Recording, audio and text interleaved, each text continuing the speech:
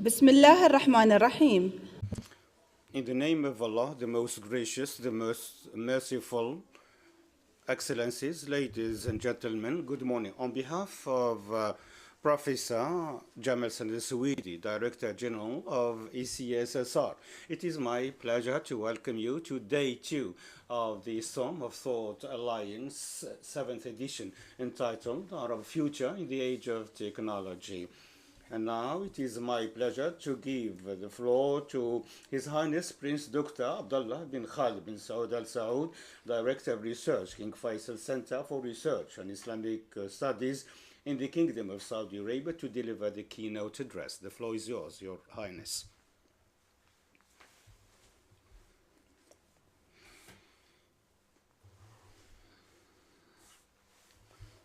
Bismillah ar-Rahman ar-Rahim. In the name of Allah, the most gracious, the most merciful. Ladies and gentlemen, Assalamu alaikum, good morning.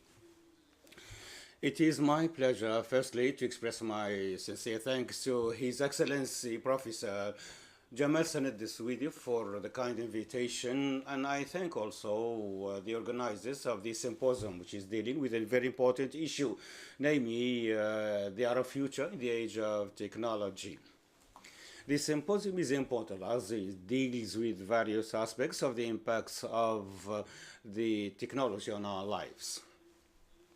If we ask a man today about the companion of human beings after spending so much time watching TV, he or she would say TV.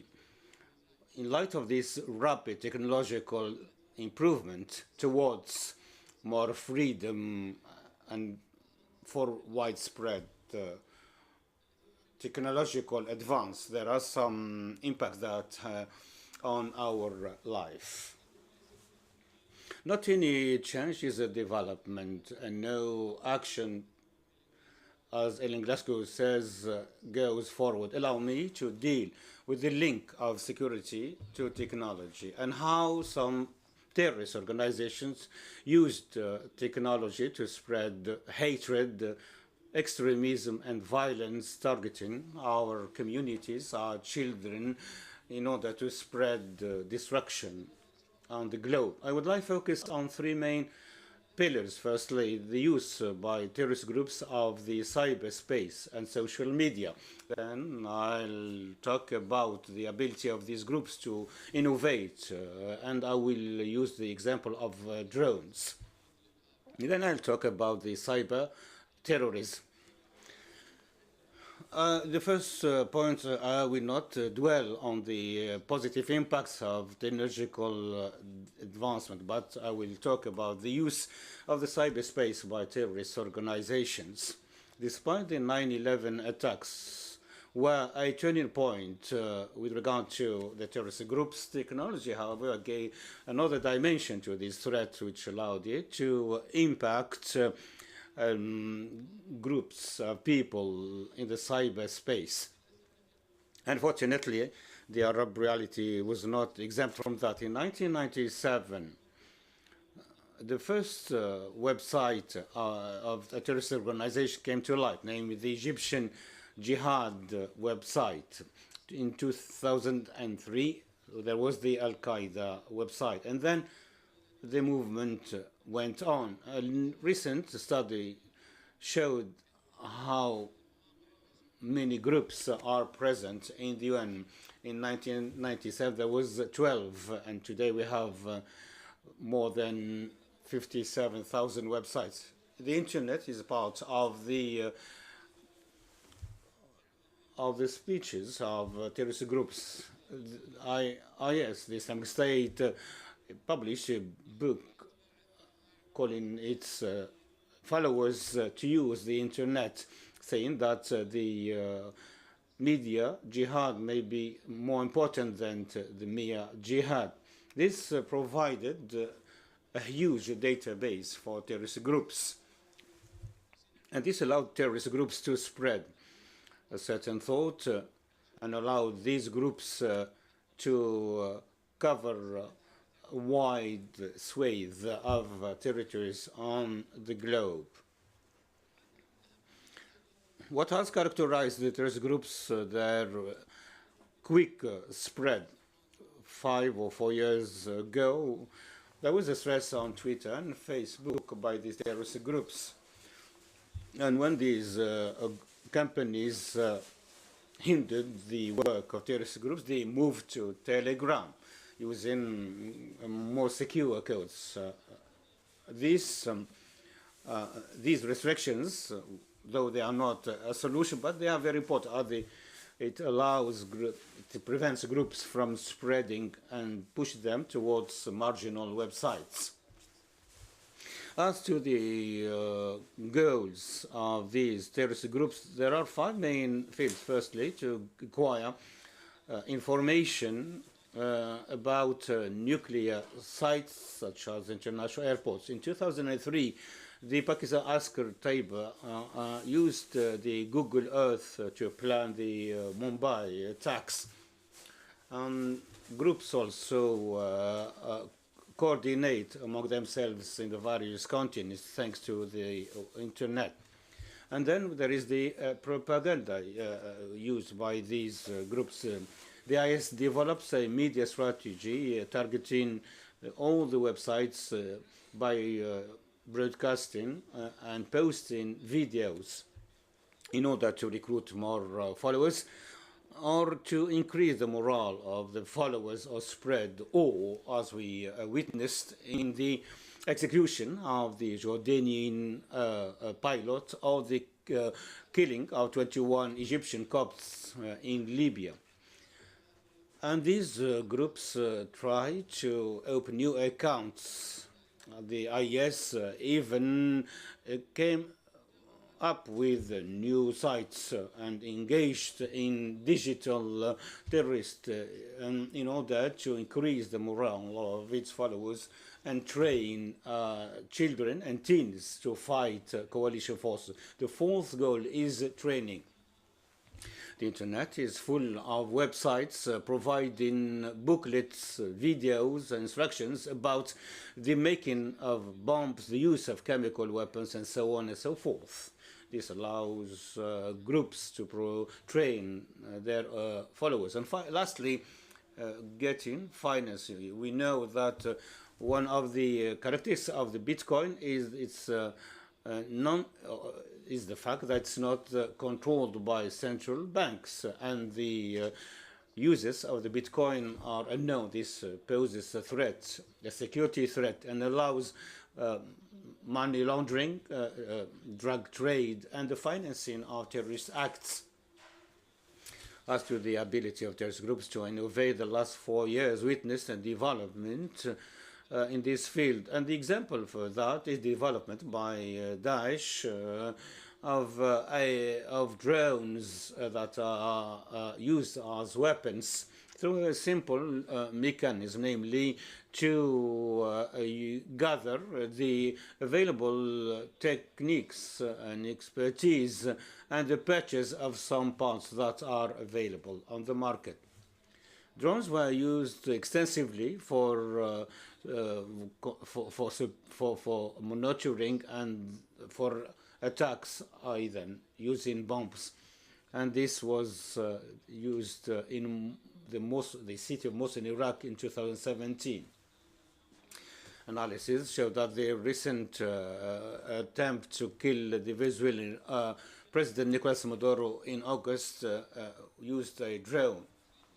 Lastly, with regard to cyber terrorism, this will be as destructive as mass destruction or weapons as it may. The cyber terrorism may target nuclear stations and the infrastructure. Last month, for example, I read a report prepared by a cyber security company showing that Iranian hackers known as APT-33 launching a campaign targeting energy companies, Saudi Arabia, UAE, and other countries in the country prior to the imposition of U.S. sanctions against Iran.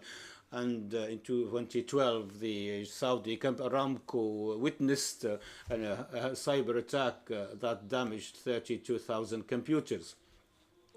Yesterday, the UAE Minister for Defense Affairs said that Dubai was the target of thousands of attacks in 2017. Ladies and gentlemen, it's clear that technology is closely linked to security. This poses new threats and challenges for us and requires more coordination among us to achieve consensus about issues such as the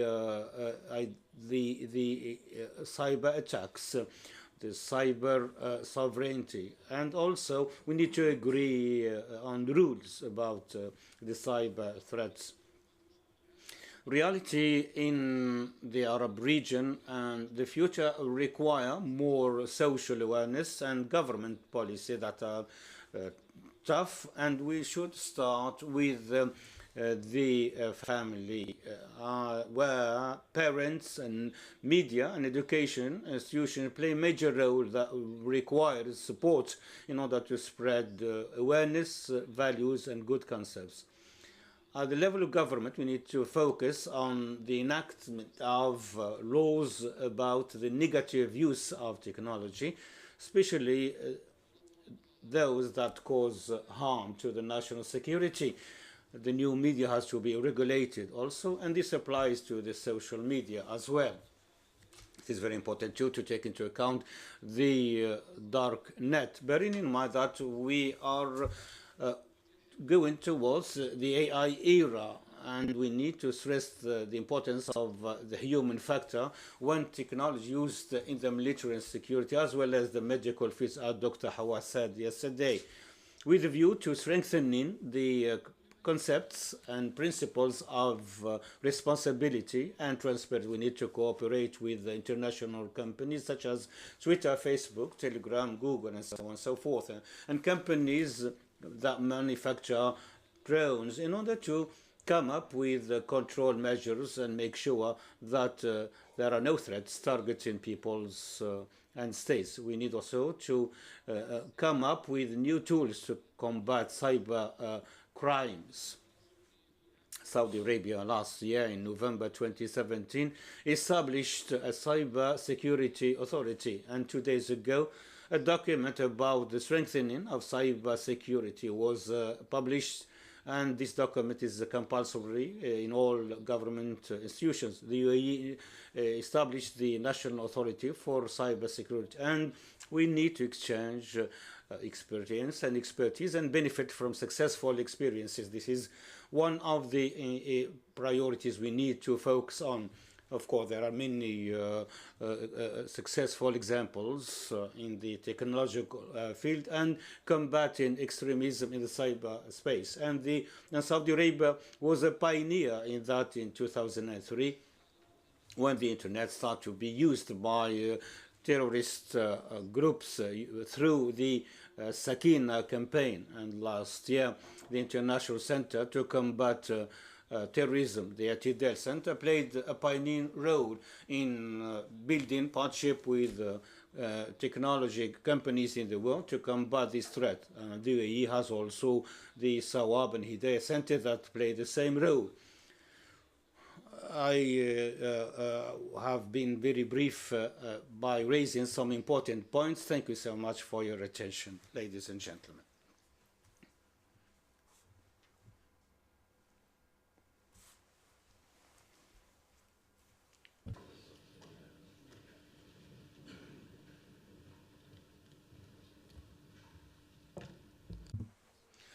I thank His Highness Prince Dr. Abdullah bin Khalid bin Saud Al Saud for his remarks.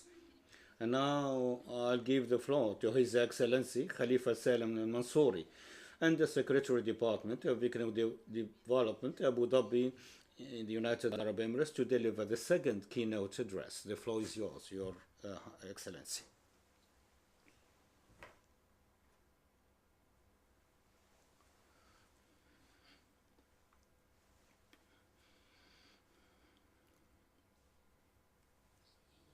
Bismillahir Rahmanir Rahim. Your Highness, Your Excellencies, ladies and gentlemen, good morning to all of you. It is my pleasure, firstly, to express my thanks to His Excellency Professor Jamal Sanaswidi, Director General of the ECSSR, for organizing this symposium in its 7th edition.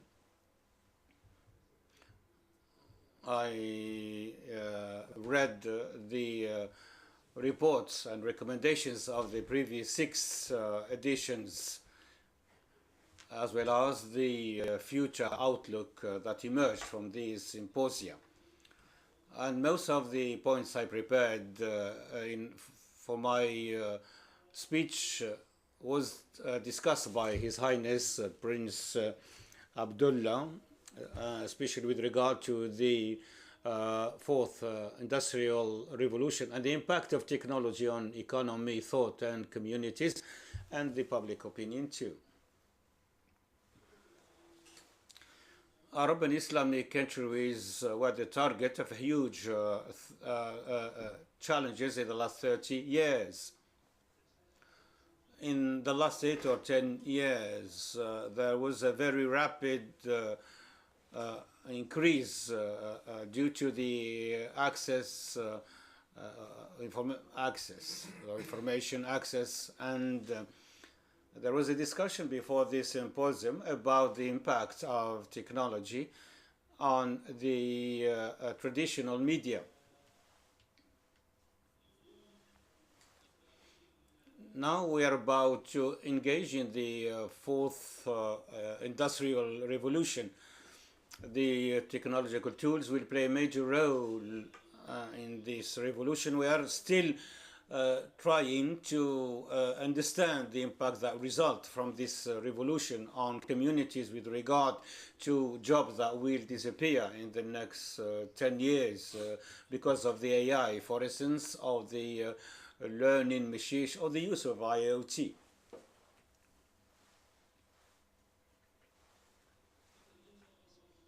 As His Highness the Prince said, technology was used during the last third revolution, or the digital revolution, by creating a disorder that had an impact on communities. He spoke about organization that had an impact on community through the use of technology and the social media. What we are striving to do through our policies is to receive recommendations from think tanks such as the ECSSR and other research centers in the Arab world. We would like these centers to provide recommendations for prevention or to mitigate threats resulting from the fourth industrial revolution, especially if these threats have to do with the security, national security. His Highness the Emir spoke about drones, and today investments are huge investments are directed towards drones, and this is an industry that can also beneficial the developers. So how can we balance the threats and the benefits of drones? I will be brief and I will be glad to respond to any questions that you may pose in the coming panels in order to take note of the recommendations that you may put forward in order to include them in the policies and legislations in Arab countries in order to come up with short-term and long-term scenarios in order to avoid the future threats. I thank you very much indeed for your kind invitation, and I wish you a successful symposium. Thank you so much.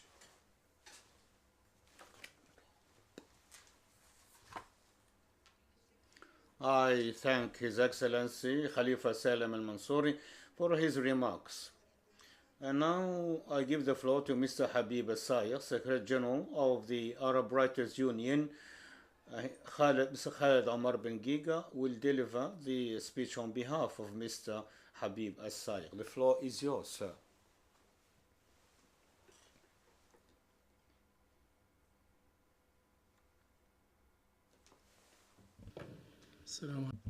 Assalamu alaikum. Good morning to all of you. Bismillahir Rahmanir Rahim. Your Highnesses, Your Excellencies, Your Excellency, Dr. Jamal Saneswidi, Director General of the ECSR, ladies and gentlemen, Assalamu alaikum. Good morning. I would like firstly to express my thanks to Dr. Jamal Saneswidi for his kind invitation sent to the Union of Arab Writers and his keenness for the Union to be present in this symposium and provide its contribution for the future of Arab region. In this symposium focusing on the Arab future, the era of technology. It is very important. Future for the various reasons, namely the future, the Arab future is coming, and we cannot avoid that. But we still suffering from conflicts in various fields, including the field of thoughts. Second, our contributions in the fields of knowledge, especially in the technological field, are non-existent as a whole, and the individual cases in the Arab world are the result of supportive and incubator environments. The technological development is based on the increase of awareness. Third, most Arab cases, and what I mean is the individual Arab countries, is to rely on the imported ideas and products without focusing on the increase of the issues of knowledge. Fourth, the education that is not linked to develop especially the philosophy of materialism with the fall in the so-called knowledge. This is part of a global culture that focuses on materials. For these various reasons, the future will not be avoided regardless of its nature. So we Arabs, are we going to be part of this future? The answer is yes. However, the challenge we face is our position. We will not focus on the identity of Arabs in the new future, as the identity will not have an impact on relations among people. The existential question is, what position will we have in the future? In the coming future, knowledge will change in all its forms, and there will be a quake, a real change, a fundamental change in the minds of people. Images will be blurred despite the various developments that are taking place. And of course, then we will not come up with any imagination with regard to our future. And we are the Arab Union of Writers. We are not really focusing on the technological impact, as this technology is continuously changing, but we are more concerned in benefiting from technology in the field of printing. For us, and since the General Secretary of the Arab Writers moved to the UAE, it has covered all aspects of sciences and literature. We, the Arab Union of Writers, are now living in the UAE and witnessing the UAE experience, a reality that we can see impacted by the various progress that has taken place in the UAE. And we contribute and participate in all cultural activities that are taking place in the UAE using technology. Ladies and gentlemen, there are four elements that form a promising Arab future that we can contribute to the global progress. We need to use our knowledge culture in a positive way. We have to invest in education also and accept the requirements of our modern time. Because, and third, we need to focus on innovation in the knowledge field. And fourth, creators have to take part in all activities, including this symposium. Once again, I thank you very much indeed. And may Allah guide you on the right path. Thank you so much. I thank you, Mr. Habib Asayr, for his explanation. Ladies and gentlemen, now we have a 10-minute break. Then we'll resume this symposium and we'll kick off the third panel of this symposium. Thank you so much.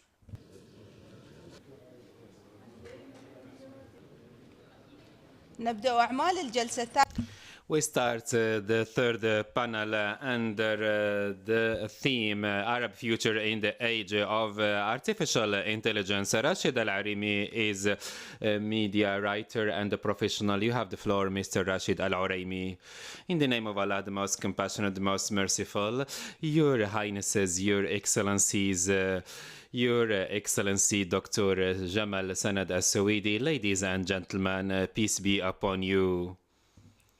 And welcome to the third panel of the Storm of Thought Alliance in its 7th edition, which is hosted in the UAE capital, Abu Dhabi, under the theme, The Arab Future in the Age of Technology. So the first speaker is Dr. Li Xiuxian, Deputy Director of the Research and Development Center of Next Generation Artificial Intelligence from the People's Republic of China.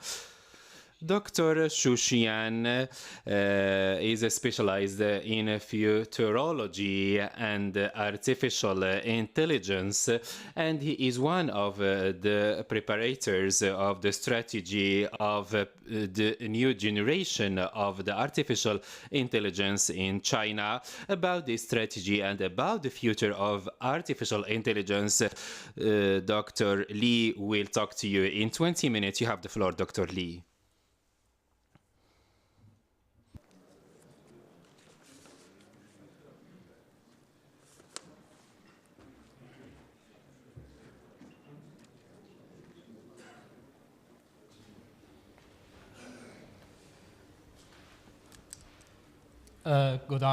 Good morning, ladies and gentlemen.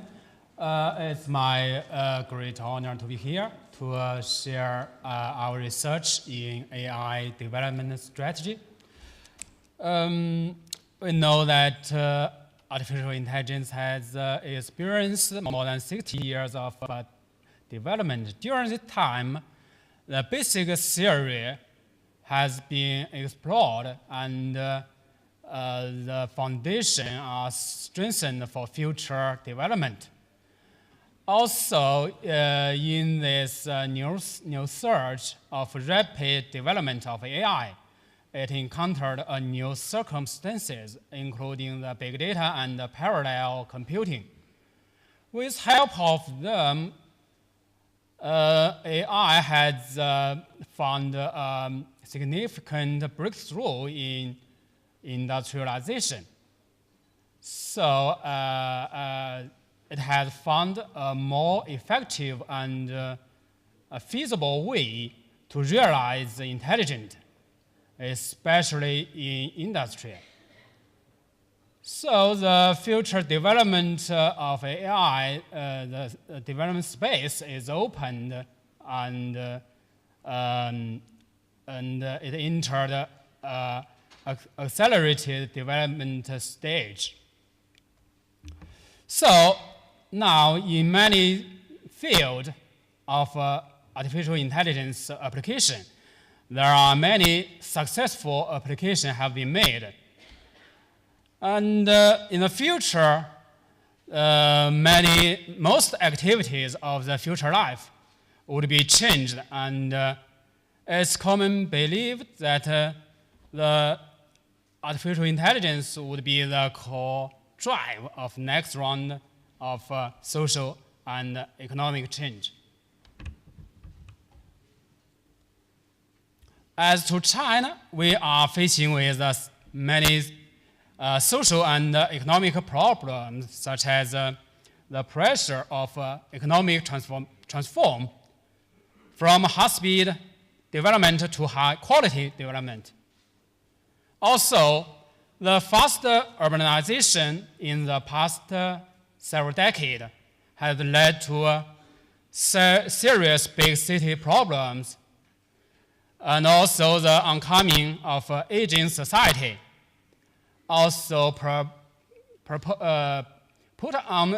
forward some serious need for a more efficient productivity and more convenient facility and social services. So in July 2017, the State Council of China has released the next generation artificial intelligence development plan to prepare for the future change in the future society and to fulfill the realistic need of the economic and social reality. There are mainly three types of tasks in the AI plan. In the middle is the core part of the AI plan task. That is to build up AI technology innovation system, including AI basic theory, common technology, open innovation platform, and AI talent cultivation. By improving the technology innovation ability in AI, China hopes to overcome some shortages and weakness of China in AI development. Also, for the future long-term development of AI, we also need some fundamental factors need to be considered. For example, AI infrastructure and policy environment and international cooperation. The development of AI will finally support the building of intelligent economy and smart society. The following several slides are some detailed introduction about these tasks. And for time limitation, I will just give a brief introduction about them.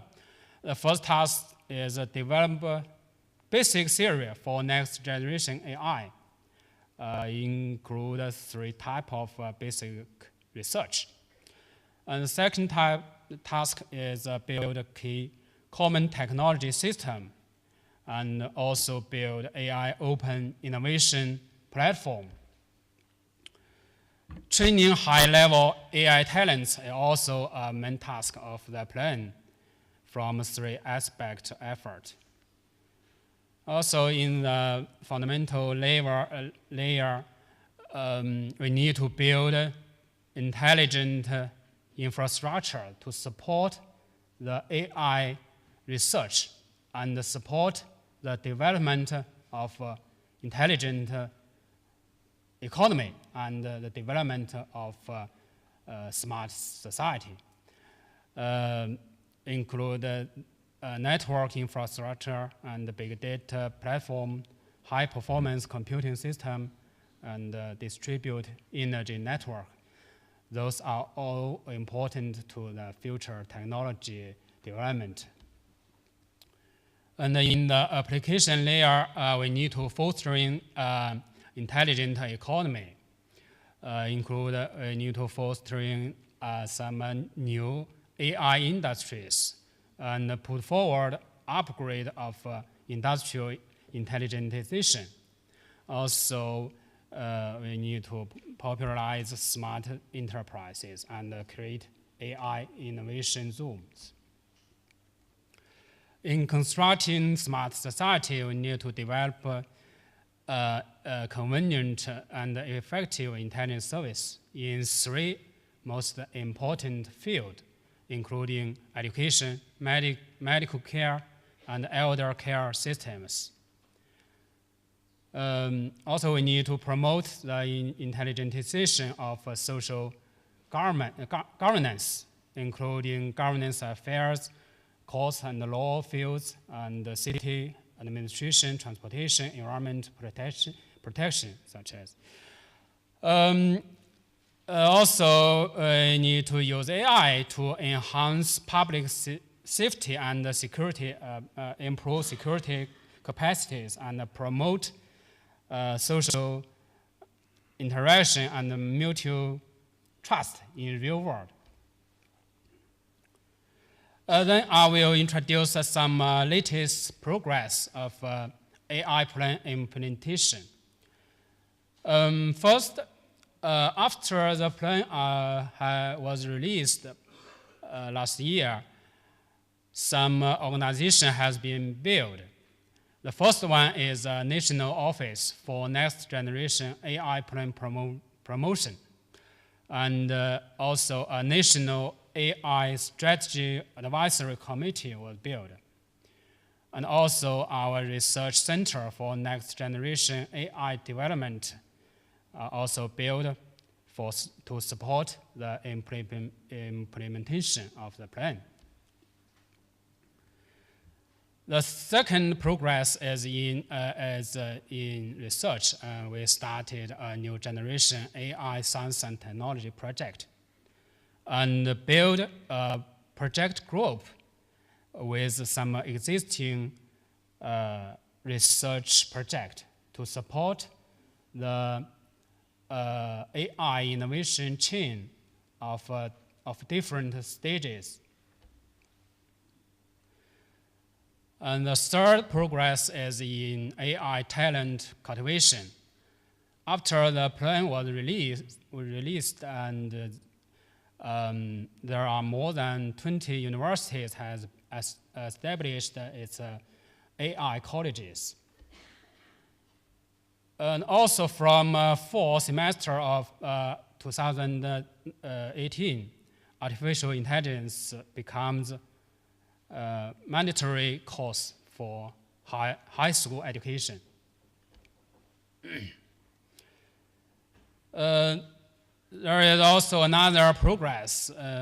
We have built a first batch of national AI open innovation platforms in some relatively mature fields, including city management, voice recognition and interaction, autonomous vehicle, medical image diagnosis, and vision intelligence. Based on the advance in AI technology, some successful application also been achieved in China. For example, the first level 4 auto-driving bus has entered in industrialization stage in China. And there are more than 800,000 voice intelligence innovation teams have been built based on the voice intelligent innovation platform. And also more than 300,000 different voice intelligent applications have been designed. Another example is the Jingdong A01 intelligent storage system.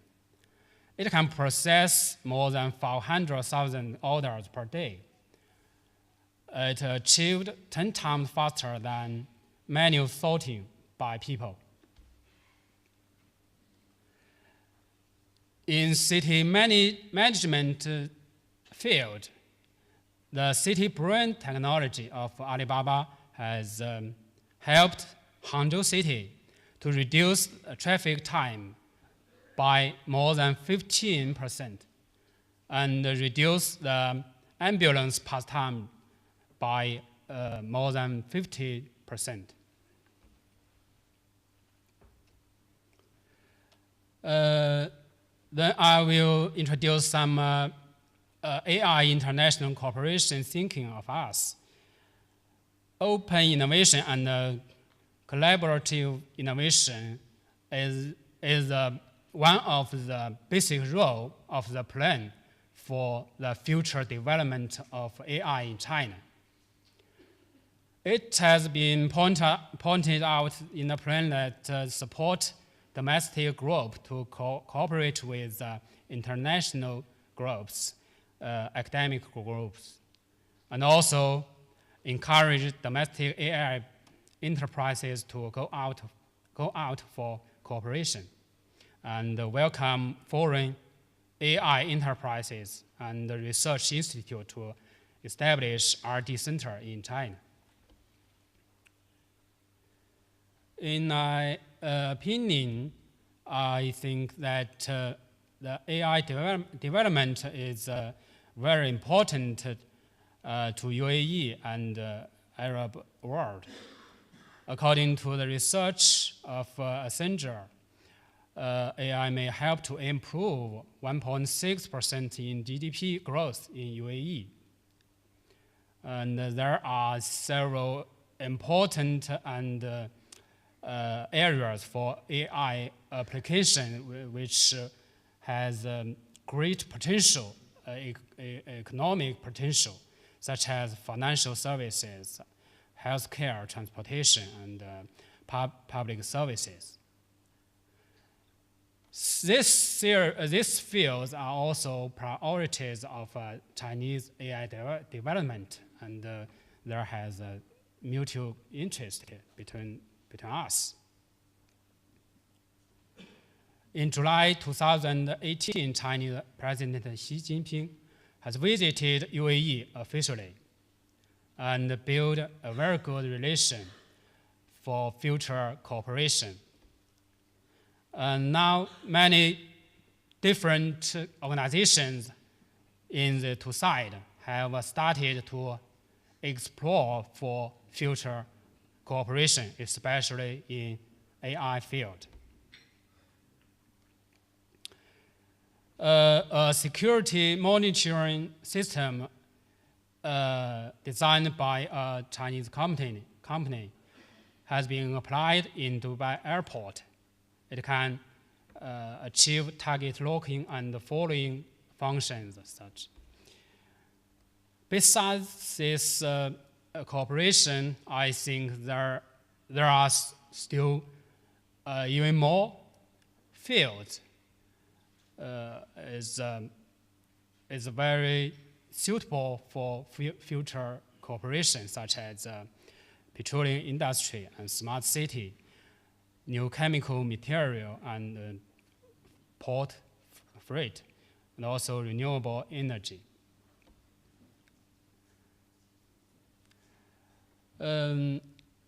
This slide, I will introduce some research on AI development strategy. Currently, AI is still on its starting stage of development. So there are many issues still left to be investigated, including some negative impact of the technology change. So it's a common task for each country to cope with such change.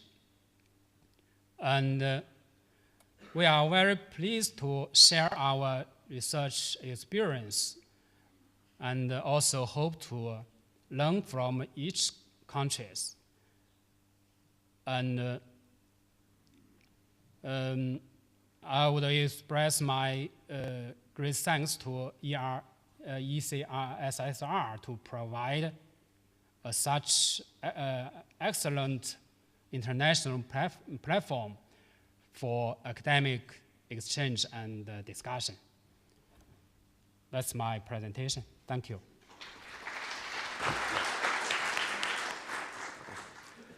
شكرا جزيلا للدكتور لي شيوشيان. Thank you very much, Dr. Li Lushishian, and we give the floor to the speaker, Yazan Bashir from the ECSSR, and he will talk in the coming minutes about the artificial intelligence and exceptional partnership between humans and machines, and he will talk about the simulation between the machines and the human being. You have the floor.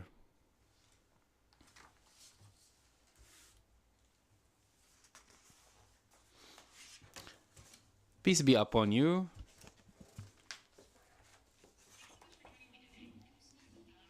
New position, what it entails, and why the UA felt that it was necessary and timely to create this position. With regards to AI in specific, we understand in the UAE the positive and the potential for AI.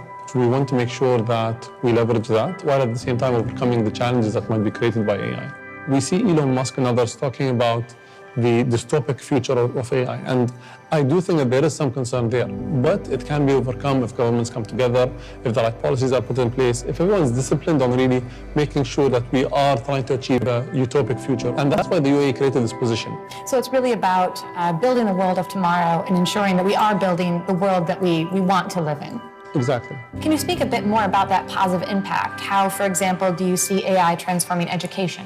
I think not just education, I think AI will impact every single sector. With regards to education, it's going to help us create the content that we can deliver in the best way possible. Today, what we've seen with the internet, for example, we've seen a generation that has so much knowledge, even more than all of history's historians and intellectuals combined. And that was just because the internet was able to provide us all this data.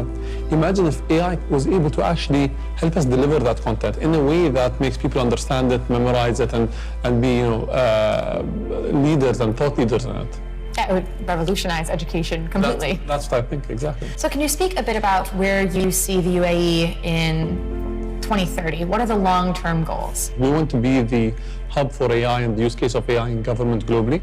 Since we are at the forefront of the technology, and today we are the first government to actually discuss this openly, we want to make sure that whatever is presented in the UAE and whatever is done in the UAE can be replicated elsewhere, and we want to share our thought leadership and our knowledge. So in that sense, we want to be the proving ground for the technology globally. We do believe that our society is ready and is willing to be a part of the future. We don't have the resistance that other countries might have. So we are very excited on what the potential might be for our country. What things are you doing today, or is the UAE doing today, to try and secure that future? We have many programs that are doing initiatives. The first of which is we want to establish a council with regards to AI globally. That council is going to focus on putting together recommendations for governments and the private sector to follow, more or less trying to stir a discussion on what needs to be done. The second thing is, in the UAE, we want to enable people to become AI programmers, to understand what machine learning is, and to really be part of this revolution. And then third, and most importantly, we want to try to showcase the prototyping of this technology, to use it in a way that the private sector can come and tell governments, we've done it in the UAE, it has had very positive impact, or if it has negative impact, how we regulated it and stopped it and contained it. If there is something that you would like people to know about artificial intelligence, if you could tell the world one thing about the potential impact of AI, what would that be? AI is not either negative or positive. It's in between. With every technology on earth, it really depends on how we use it and how we implement it, and at the same time what governments do with regards to it. People need to be part of the discussion. It's not one of these things that only a select group of people need to discuss and focus on.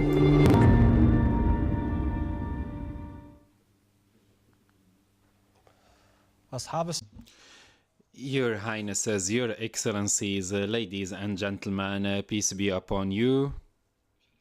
I'm pleased in the beginning to express my gratitude and my thanks to His Excellency Professor Jamal Sanad Al-Sawaidi, the Director General of the ECSSR, to talk to you in this symposium, which started from here, from this center in 2015, and discussed in its past edition very important topics in different fields. In this edition, we are talking one of the very important issues nowadays, which is the artificial intelligence. Artificial intelligence reflects the current situation of our world and the future. How can the future of our world be in light of artificial intelligence? With the development of ways of life in our planet, the artificial intelligence continues to develop, and with the widespread of the technology and the artificial intelligence among and around us, we see that there are many changes that are happening in our daily life. I will talk about four components: the artificial intelligence and the race of for power and influence worldwide, the UAE in artificial intelligence, and also the positive outlook regarding the artificial intelligence.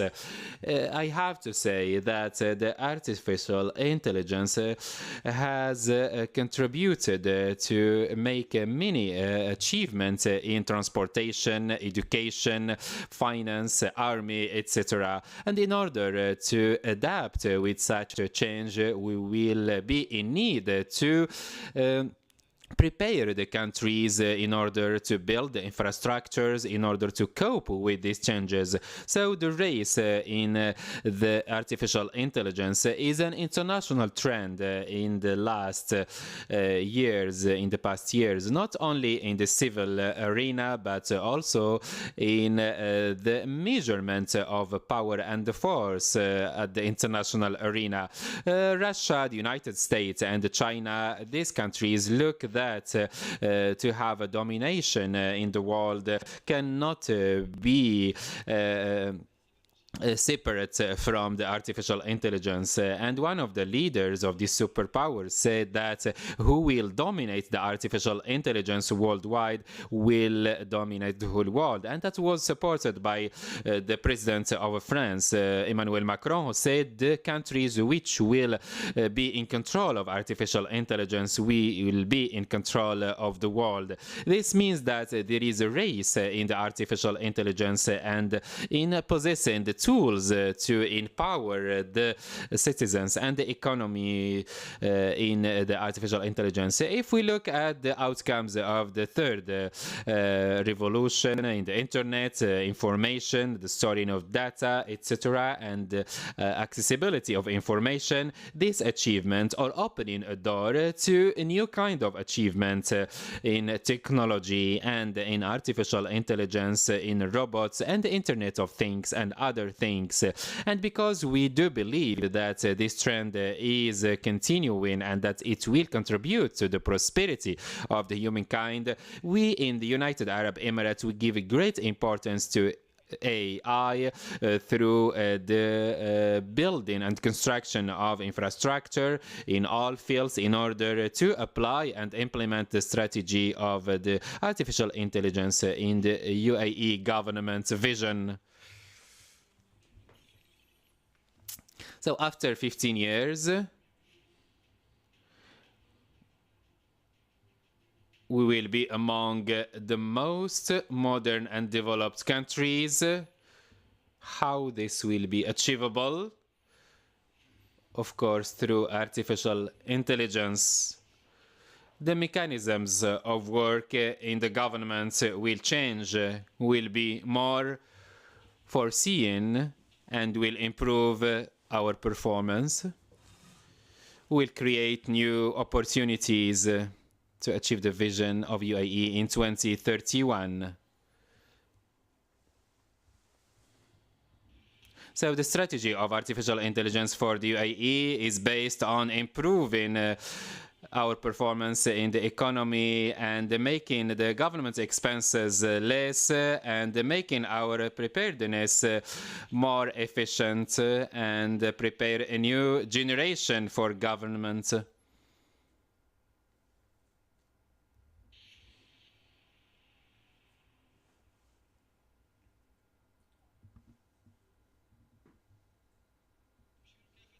So all the indicators mentioned that the United Arab Emirates is among the most capable countries in the region to adopt the strategy of artificial intelligence, thanks to many programs that were adopted in the last 2 decades.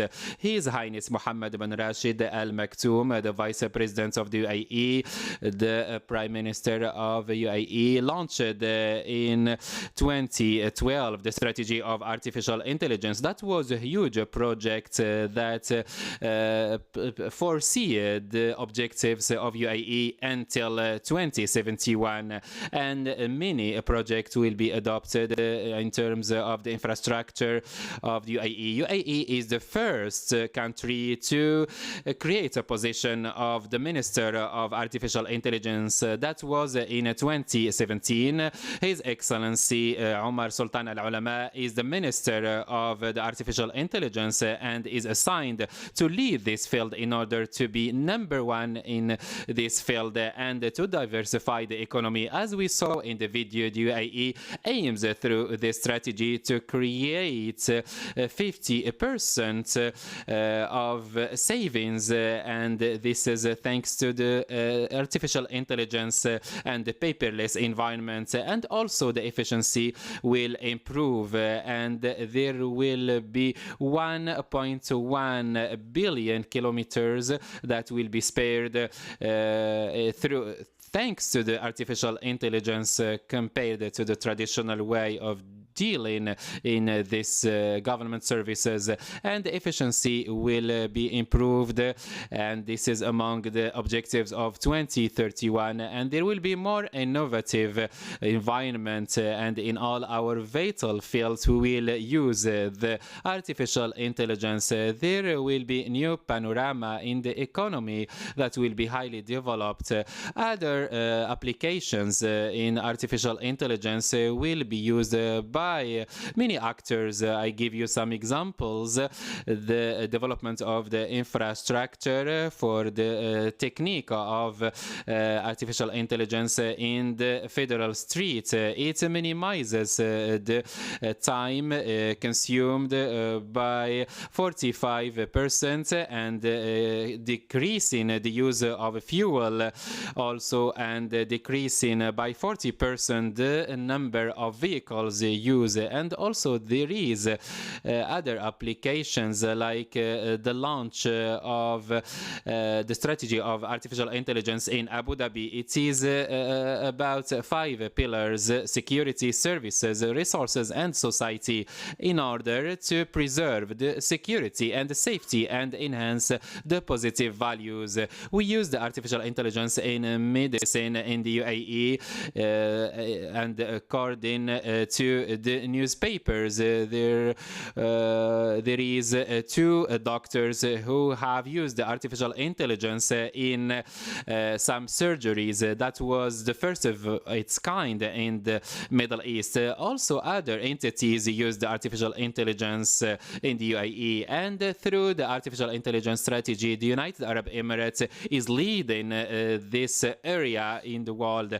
The ambition of UAE is not restricted to the artificial intelligence in the local arena, but it wants to be a regional host for artificial intelligence in the coming years, and be a magnet for artificial intelligence researchers, because it can really do that given a number of considerations and capabilities. First, its strategy, which includes some clear mechanisms with clear objectives, the scope and size of investments in artificial intelligence, which is among the highest in the world, utilizing a number of UAE citizens who have knowledge in artificial intelligence and who possess the ways to localize it in the UAE. So we go to the negative outlook on artificial intelligence. Among the criticism and fears. There is the report that has been launched, and it was mentioned that the companies are expecting a big change in the performance in different places between machines and humans. And the physicist Stephen Hawking said that the artificial intelligence that was developed in USA may pave the way to the extinction of the human being. Also, Elon Musk, the owner of Tesla, said that the artificial intelligence is a threat to the humankind. And also, Dr. Jamal Sanad Swedi published an article in Ittihad newspaper in which he said that in the revolution, the industrial revolution, we have the artificial intelligence, and we have a lot of fears and skepticism, like the impact of this AI and the manipulation of the public opinion in the societies, and also the automation of jobs will lead to joblessness. Henry Kissinger also warned about the inconveniences of artificial intelligence on the future of humankind. In 2018, there was an article in the Atlantic magazine in which he said that artificial intelligence will lead us to an era where the intelligence of machines will exceed and oversmart and outsmart the intelligence of humans. And Kissinger gave the example of the chess, the electronic chess, and he said when the chess and the machines outsmarted the humans, then we moved to programming the machines in order to continue this increase of outsmarting humans. And on the other hand, there is a positive outlook about the artificial intelligence, like increasing the productivity and efficiency by enhancing the talent and giving the best service to the public. And we can see that a number of opinions talk about some new jobs that will be created, and the robots and other machines will be assigned routine jobs and the traditional things. But the consumers will benefit from artificial intelligence through enhanced services and some benefits in medicine and transportation, drugs, etc. The life of human beings will improve and will be more delicate. The United Arab Emirates look at the positive and the bright aspect of artificial intelligence, and also it looks at finding solutions for different problems and working continuously in this field. UAE is a host country for renewable energy and artificial intelligence, and it will continue this path to attract all enablers of artificial intelligence. The coming years will determine how our itinerary will be, and of course these changes will make tremendous changes in the life of our planet Earth, and we look forward to seeing that. At the end, I would like to thank you all, and peace be upon you. أشكر الأستاذ يزن بشير. حقيقة أشكر المتحدثين كلاهما على التزامهما بالوقت. نفتح الآن الباب للأسئلة. نبدأ مع الدكتور عايد المناع. تفضل.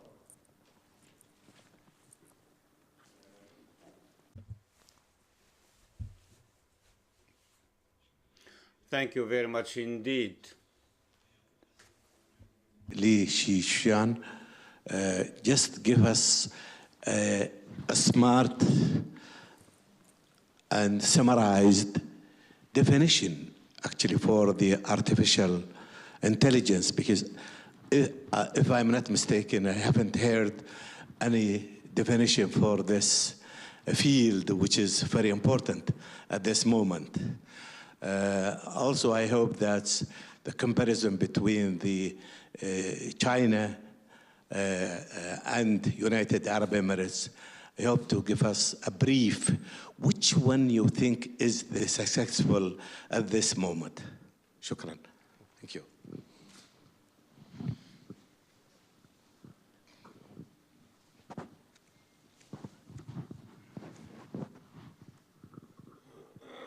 Yes, you may take that. See the definition about then a comparison between UAE and China, and which one of them is closer to be successful in this industry. Yes. Answer Yeah. now? Yeah.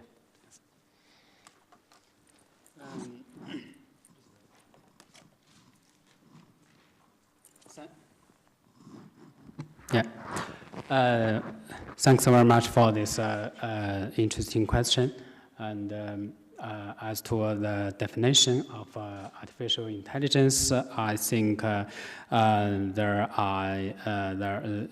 it is a very, very interesting questions, because for now there are different perspectives into this artificial intelligence.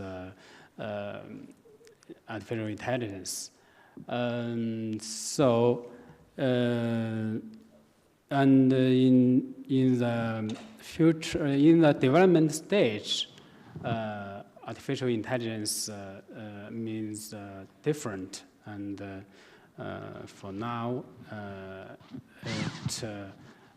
it's in a feasible way to change, to combine closely with help the economy and the society change the way of the economy and the society, not just imitate the behavior or the intelligence mode of the human being.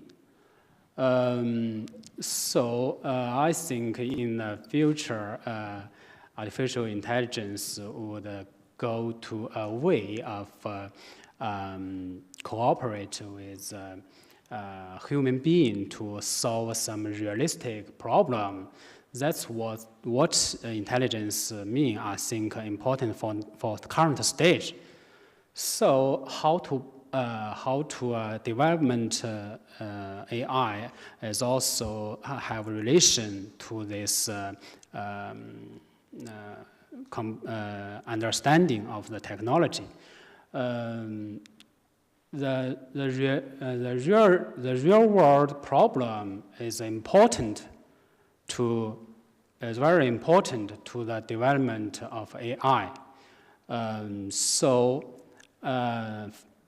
For this perspective,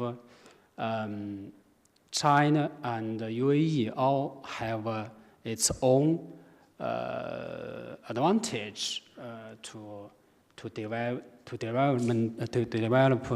AI technology, because there are many real issues or problems need to be solved by the new technology, and the apply for UAE.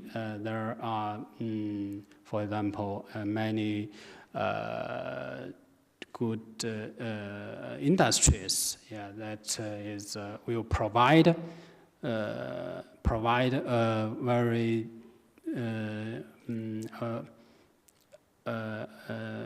support to test, to improve the technology, because for current development of the technology, there is an important route, that is to iteration in the application. That's very important. So the data and the industrial issues is very vital to improve the technology, the performance of the technology. Yeah. This is enough answer, right? Because we take like quarter of the time. Okay. Thank you. أنا فقط سأتوقف. I will just stop here because I have 5 more questions, and the first question took more than a quarter of the time allocated to us. Can you please be as brief as you can in your questions? So there is one question over here, another one over there. Thank you, Mr. Rush. I did not have the intention to pose a question at all, but I would like to firstly thank both speakers. I thank you for moderating this panel discussion. It is as if we are dreaming about something unreal. But afterwards, we will talk about the Arab future in the age of artificial technology. I have some comments. I don't have questions. These are just, it's a kind of brainstorming only. We do not produce technology. And I watched a video some days ago showing the Israeli Prime Minister boasting about major companies producing technology such as Amazon. These companies are the outcome of the work of Israeli scientists and the Israeli state. I think what is being said will make the rich countries richer and the poor countries poorer, and the gap will widen between the two groups. In the Middle East, we'll see that Israel will progress because it produces technology compared to Arab countries which will not move forward because they don't produce technology.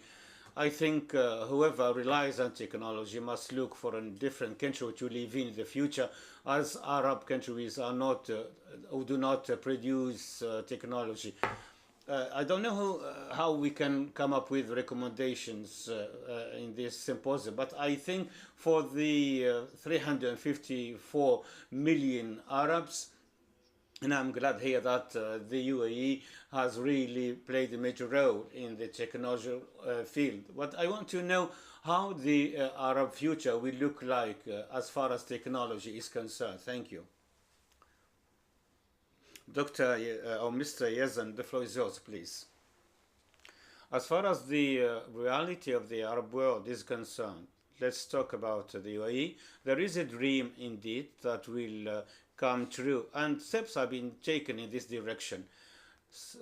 Setting a strategy, delving deep in the strategy, the investments that have been made by the UAE are all signs that the UAE is in a position really to be an AI producing country. There are studies which have shown that 2% of the benefits of AI will be achieved in the Arab world, meaning that the UAE will be first, will achieve 14% of the GDP by 23, relying on the AI, followed by Saudi Arabia to 12.4%, followed by other GCC countries 8.2%, and Egypt will come last with 7.7% of the GDP, relied on AI. And of course, with regard to those rich and poor countries, I think this does not play a major role. This factor is not that decisive. But I believe that a country like UAE has helped many Arab countries in order to improve the standard of living of the citizens of these countries. And in light of the current Arab situation characterized by conflicts and wars, the UAE will lead the Arab countries and it will go in the right direction towards a shining future relying on technology and AI.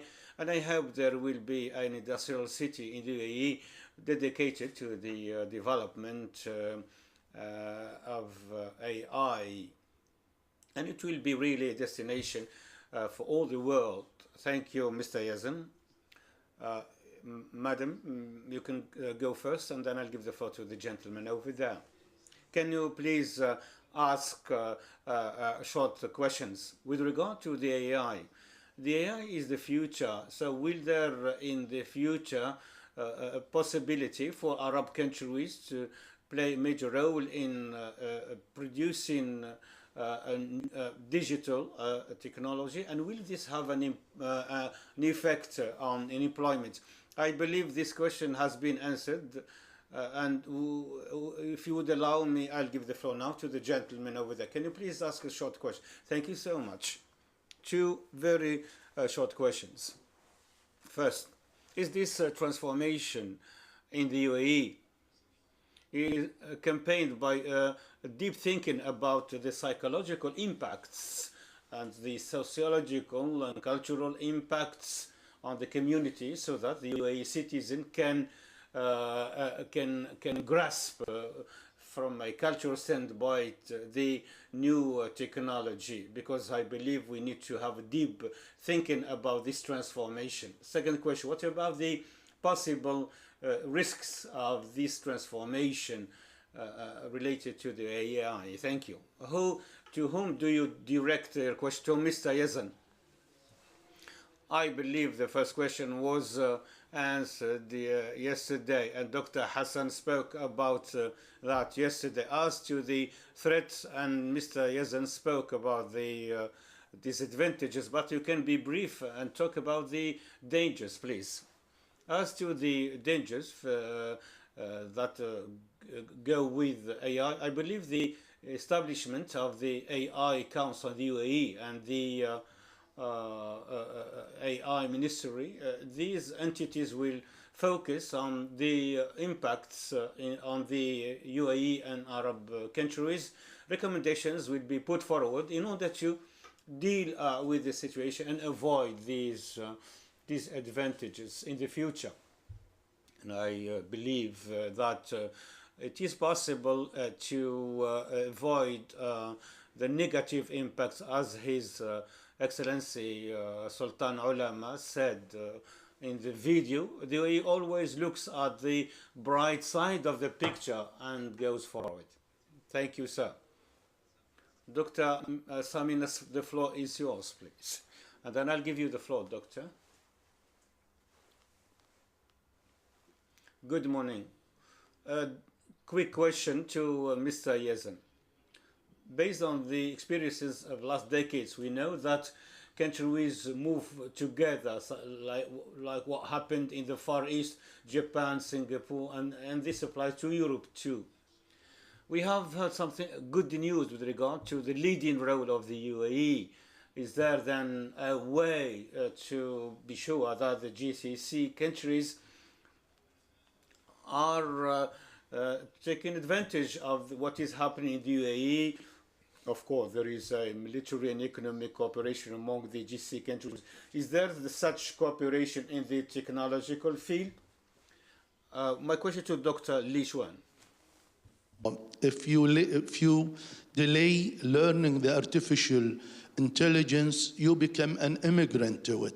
Now we hear that in China, it's mandatory to do or to teach the artificial intelligence in high school, which we thought it's a bit late, you know, if you don't teach it in early stages. So does that mean you teach them in early stages the artificial intelligence, then it becomes mandatory in high school, or you start in high school? There is a big difference. يبقى شيء أخير بس لسمو الأمير لخ.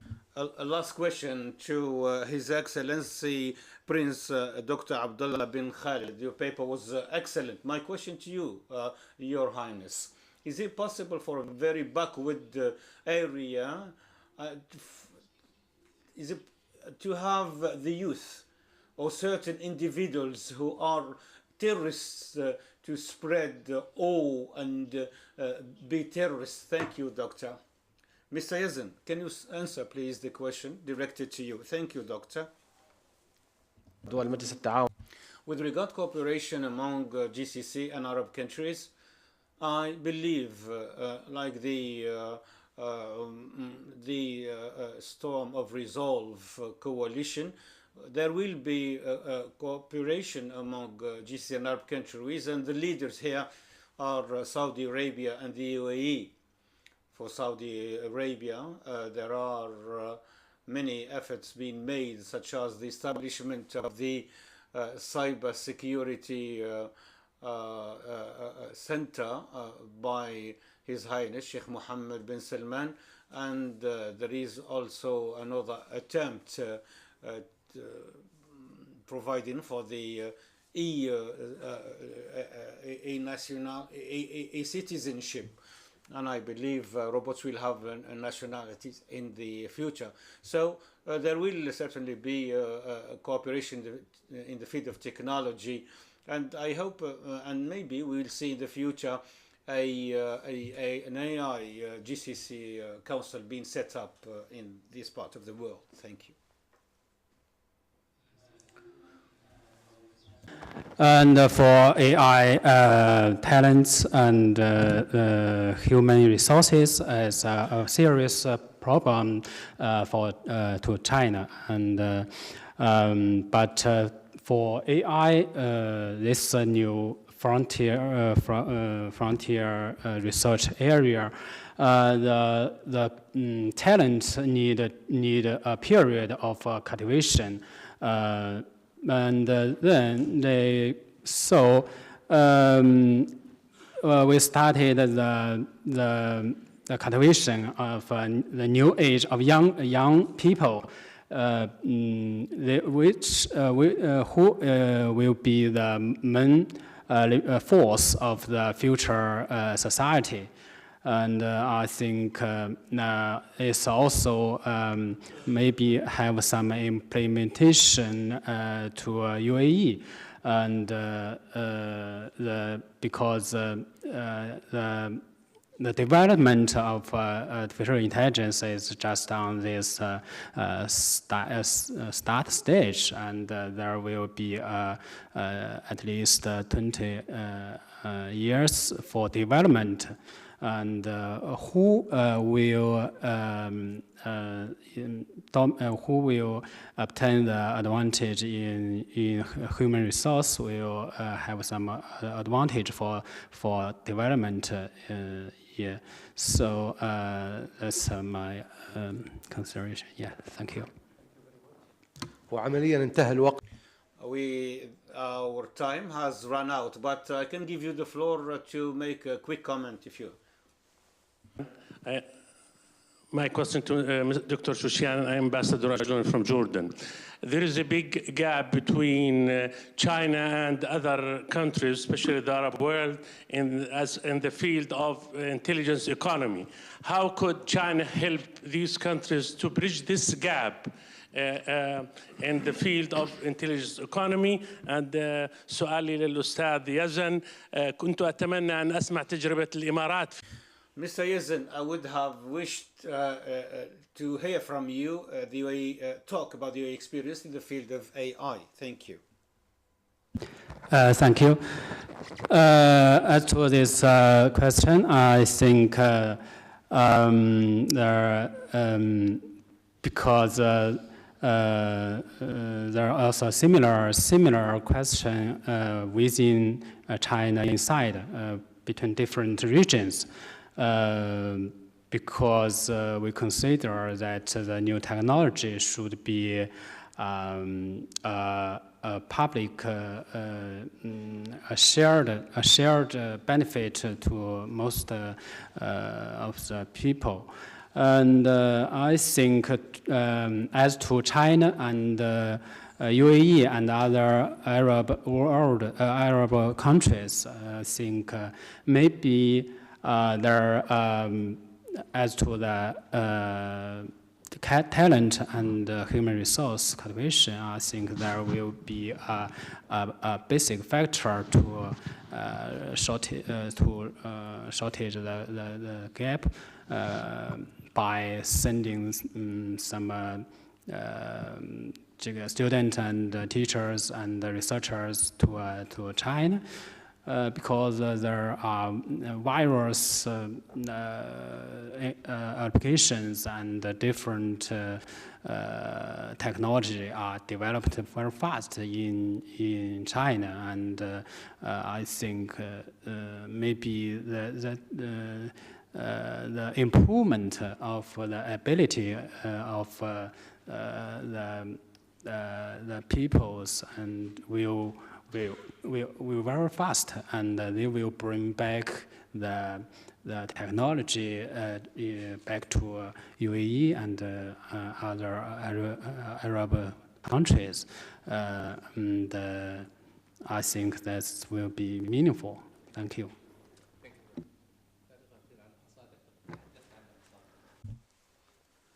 I will be very brief and talk about the economy. I was given only 20 minutes to make my presentation. I could not really dwell that much about the UAE economy.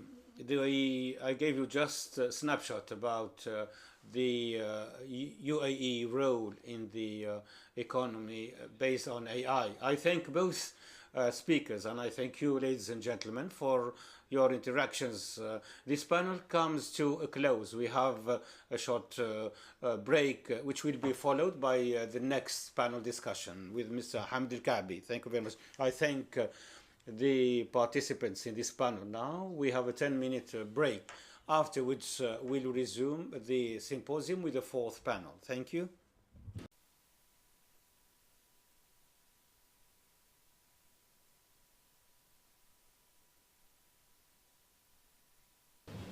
نتابع أعمال الندوة مع Ladies and gentlemen, welcome back to this panel entitled Arab Future in the Age of Artificial. In this last panel entitled The Future of Jobs in Light of New Technology, Production, Communication, Transportation, the panel is chaired by Mr. Hamd Abid Al-Kaabi. Your Excellency, Professor Jamal Saned Swedi, Excellencies, ladies and gentlemen, Assalamu alaikum. Good morning to all of you. In continuation of the panels of the Storm of Thought Alliance, and we have been very pleased with the previous three panels focused on technology and the lifestyle in the Arab world. In addition to the Arab future in the age of artificial intelligence. And on day 2, in our fourth panel, we'll discuss another very important aspect, namely the intellectual approach. The title of our panel is The Future of Jobs in Light of New Technology, Production, Communication, and Transportation. And the best speaker on this topic is His Excellency Dr. Mohammed Abu Hammour, Secretary General of the Arab Thought Forum, the Hashemite Kingdom of Jordan, as well as Professor Paul F.M.J. Verschuri, Director, Specs Lab, Catalan Institute of Advanced Studies, Kingdom of Spain. Both speakers are well versed in the scientific field and have a long experience in this field. Dr. Mohammed Abu Hammour has a PhD in economics and finance from the Surrey University, UK. He was awarded a PhD in 1997. He has a BA in economics. He got from Yarmouk, Jordan in 1980. He was a Minister of Finance December 2009. 2010, he was awarded the best finance minister, Arab minister that way. He was elected also in 2009 as the head of the Arab finance minister. Prior to that, he was a finance minister between 2003 and 2005. He was awarded the prize of the best Arab finance minister on the sidelines of the IMF and World Bank meeting. He was a minister of industry and trade in 2003, and he was also in various leading and executive positions. He will talk to us, Dr. Abu Hammour will talk to us about the challenges facing the Arab world, in light of the unemployment that has reached 3 times the world average because of the economic transformations in the Arab world and in the world as a whole. Despite the various considerations related to production and lifestyle, the speaker will talk about this theme and how the current challenges will be tackled on the basis of developing education and community culture,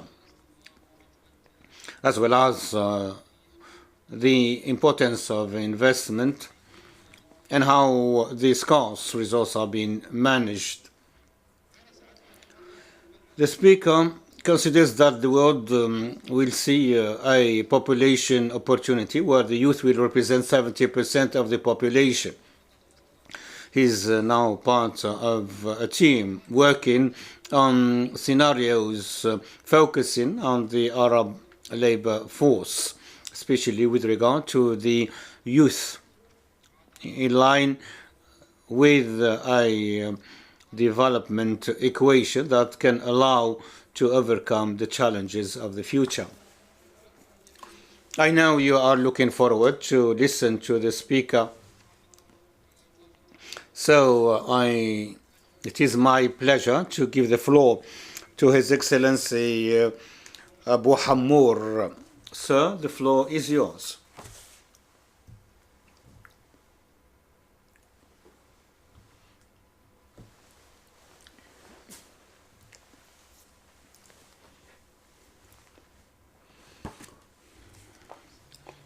In the name of Allah, the most gracious, the most merciful, peace be upon the Prophet Muhammad and all prophets and messengers.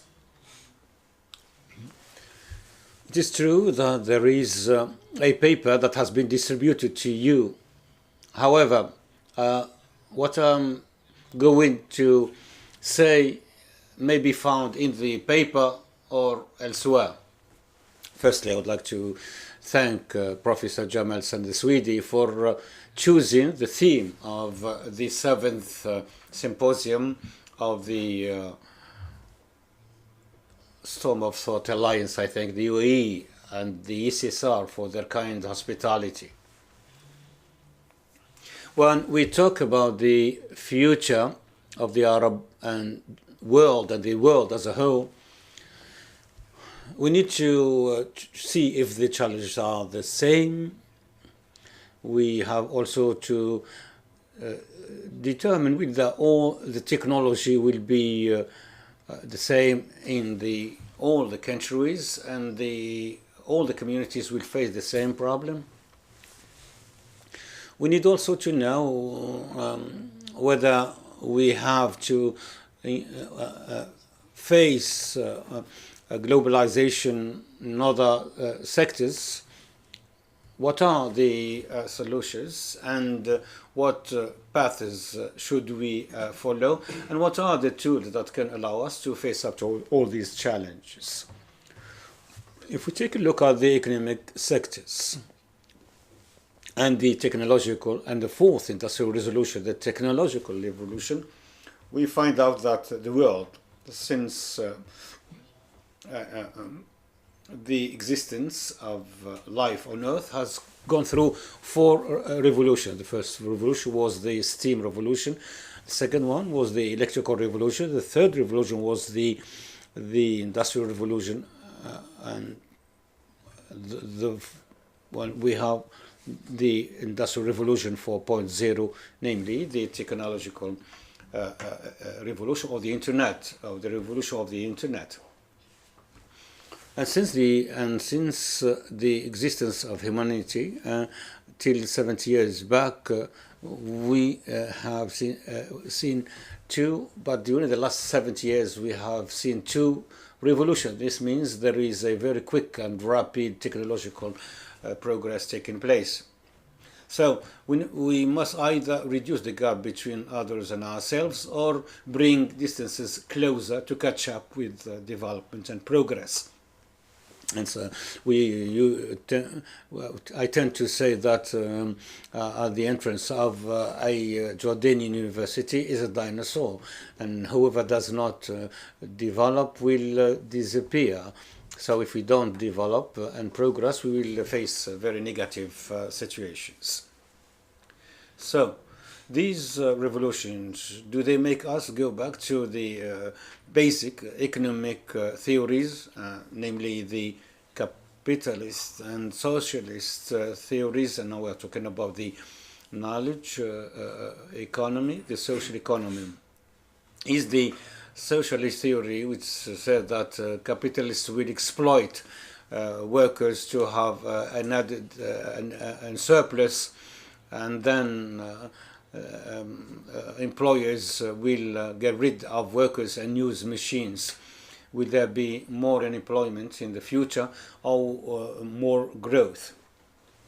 So if we take a look at the economic sector, we see that sector like agriculture or industry, and even the medical sector, which will actually will not be automated as much as the other sectors, we need to catch up, on the other hand, with technology.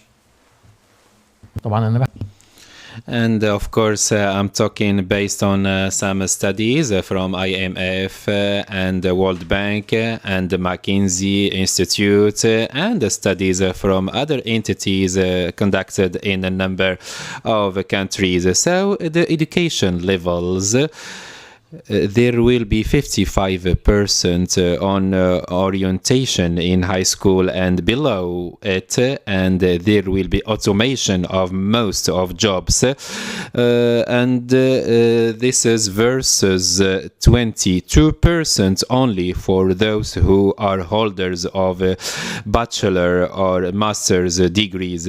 So if we diagnose this situation, we will come up with a conclusion that the automation will get only 22%. If we look at this, we have to say that the countries will not be exposed the same level and the same way to the artificial intelligence revolution, because the trend will be the automation, and some jobs, of course, will be lost by 2030.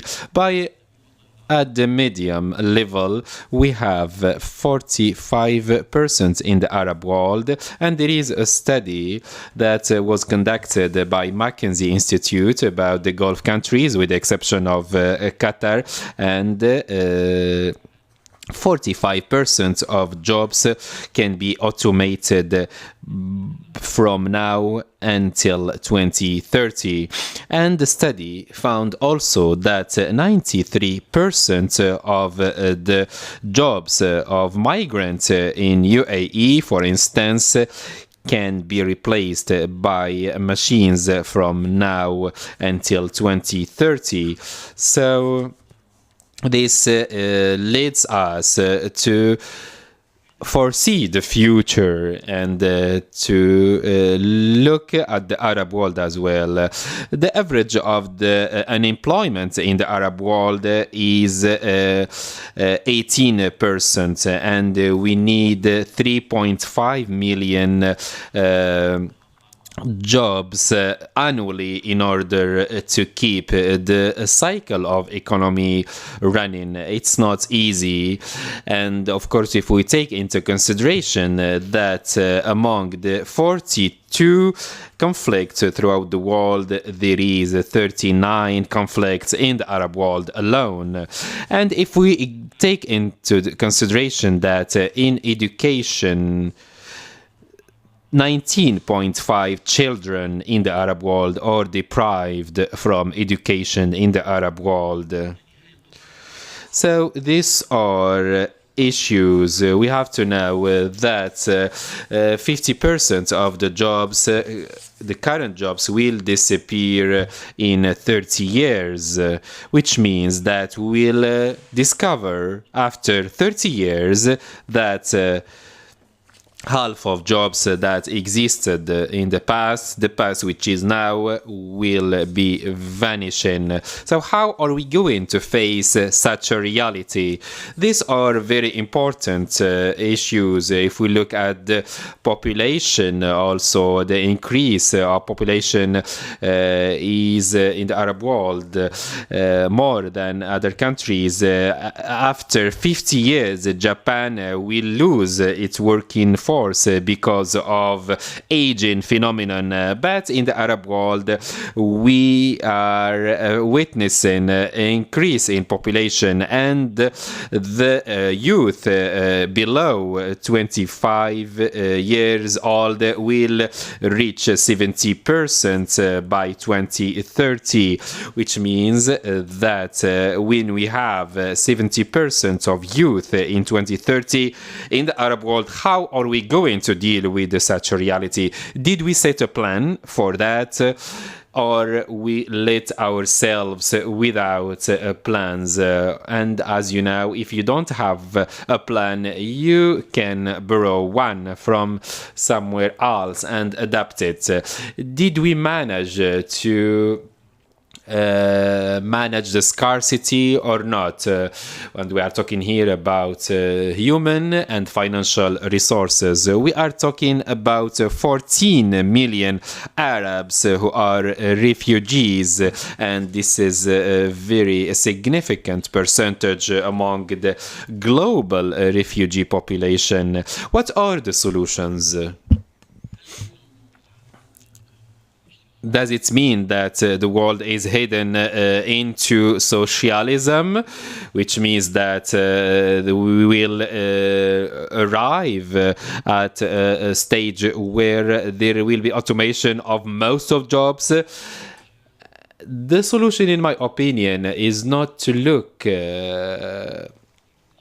for a job. The people who think that looking for a job will be the future, I think that they are wrong. The challenge is to how to create a job opportunity and not how to find a job opportunity, because the jobs will be scarce in the future, and we have global statistics. The global GDP, if we look at this percentage, and we will see that the capital will be more than the job opportunities, which means that the jobs are decreasing and the profits are increasing, and there will be more value and there will be more use of automated employees or machines. What do we have to do in the Arab world? We have to focus on three-dimensional vision: creativity, innovation, and technology. We have to move from economies of revenues and incomes to economy of knowledge economy. We have to focus also on social and behavioral aspects and get away from the aspects that have to do with physical force, because this is the future, which is focusing on behavioral and the social aspect. We have to focus on management, because in the human minds we have to know that it is difficult to replace the human brain in terms of management. We suffered from the Arab Spring, we suffered from the weak efficiency and productivity. Some studies say that the Arab citizen works between 18 to 25 minutes daily. However, in Japan, for instance, the employee works almost 7 hours or more on a daily basis, which means that the whole Arab world, its productivity is less than the productivity of a moderate nation, which is Spain, for instance. We have also to focus on women, because empowering women is very significant, because it doesn't exceed 14% in the Arab world. We have to focus on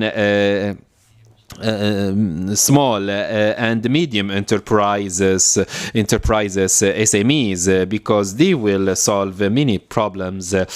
So these are few solutions, and these are few issues that I wanted to talk about regarding the Arab investment.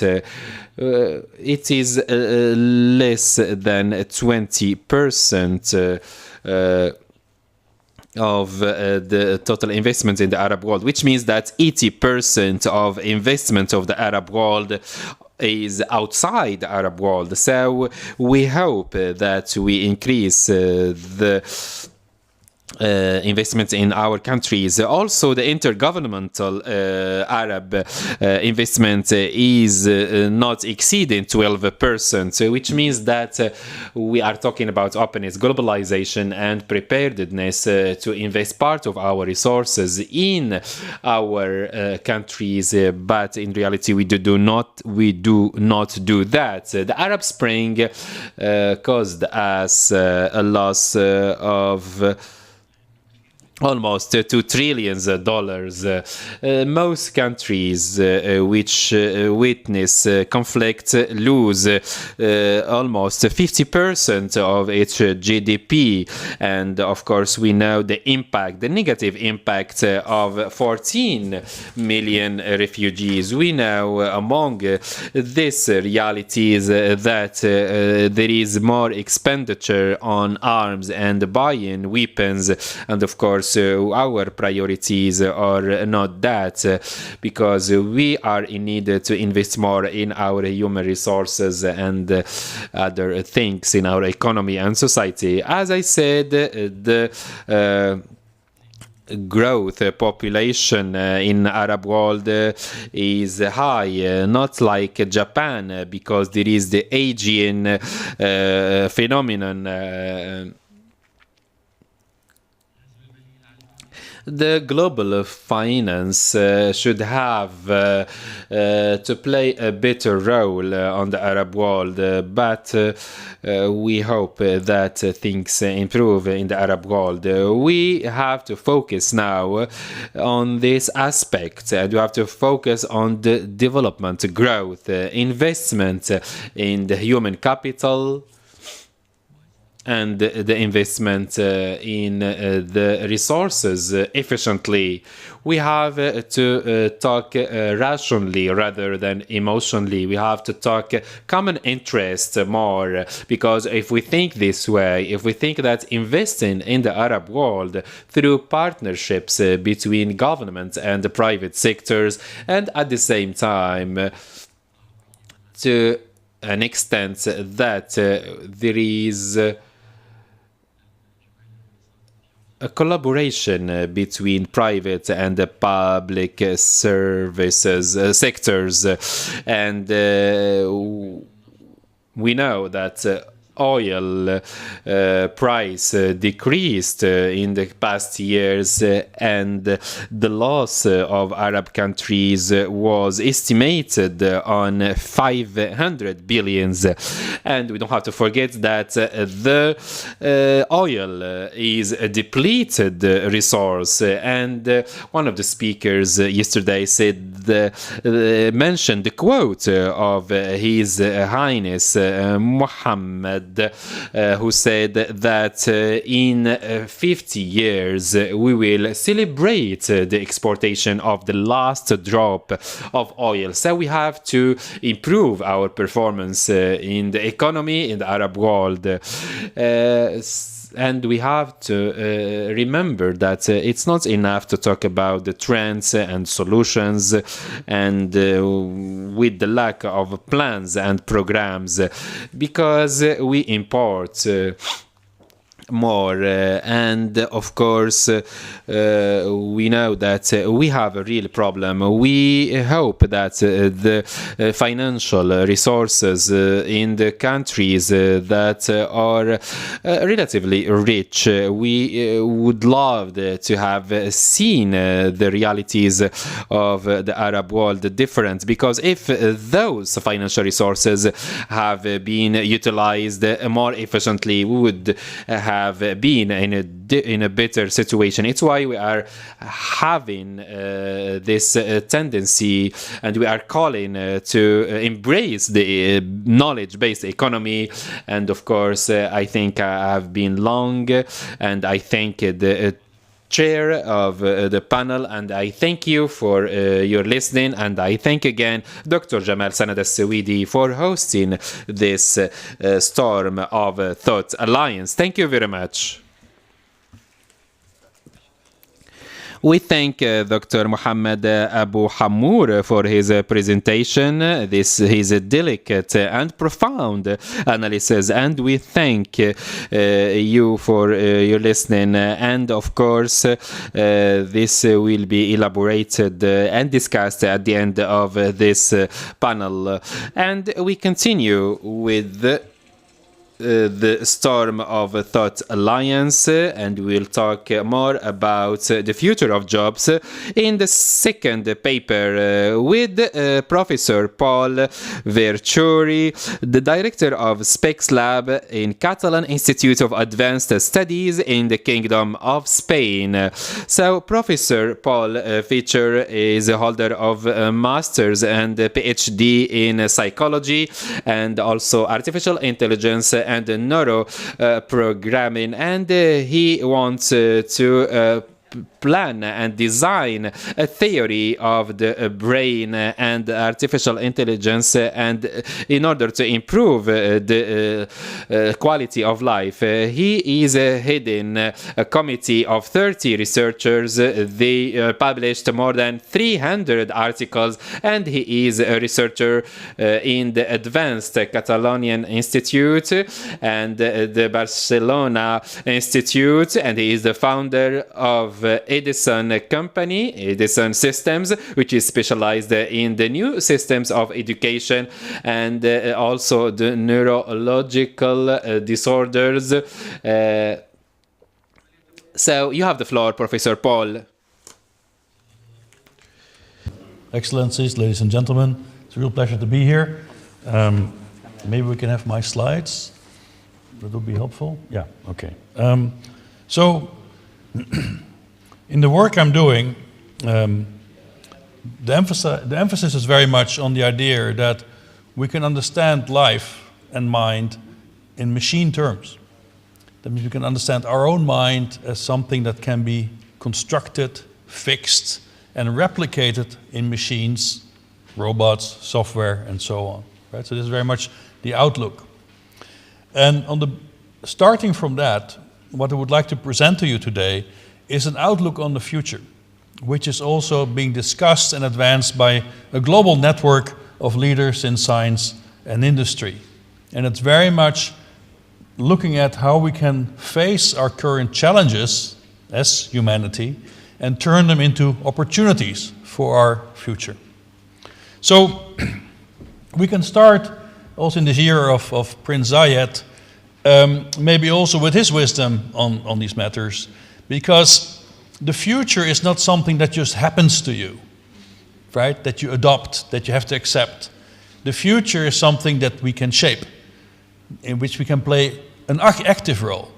This doesn't mean the future is determined, that we can fully control it, but we can at least give it shape, try to give it shape. And that's also a starting point, as in here phrased by Prince Zayed, of the project that I'm advancing. Another aspect to that is, if you look at the Arab world, there's often this feeling also yesterday in the presentations, like things happen to us. We are following, we're not leading. 1,000 years ago, you were leading. Take the notion of an algorithm. The algorithm is the fuel of a computer. The fuel of artificial intelligence is the algorithm. The rules on the basis of which computers work.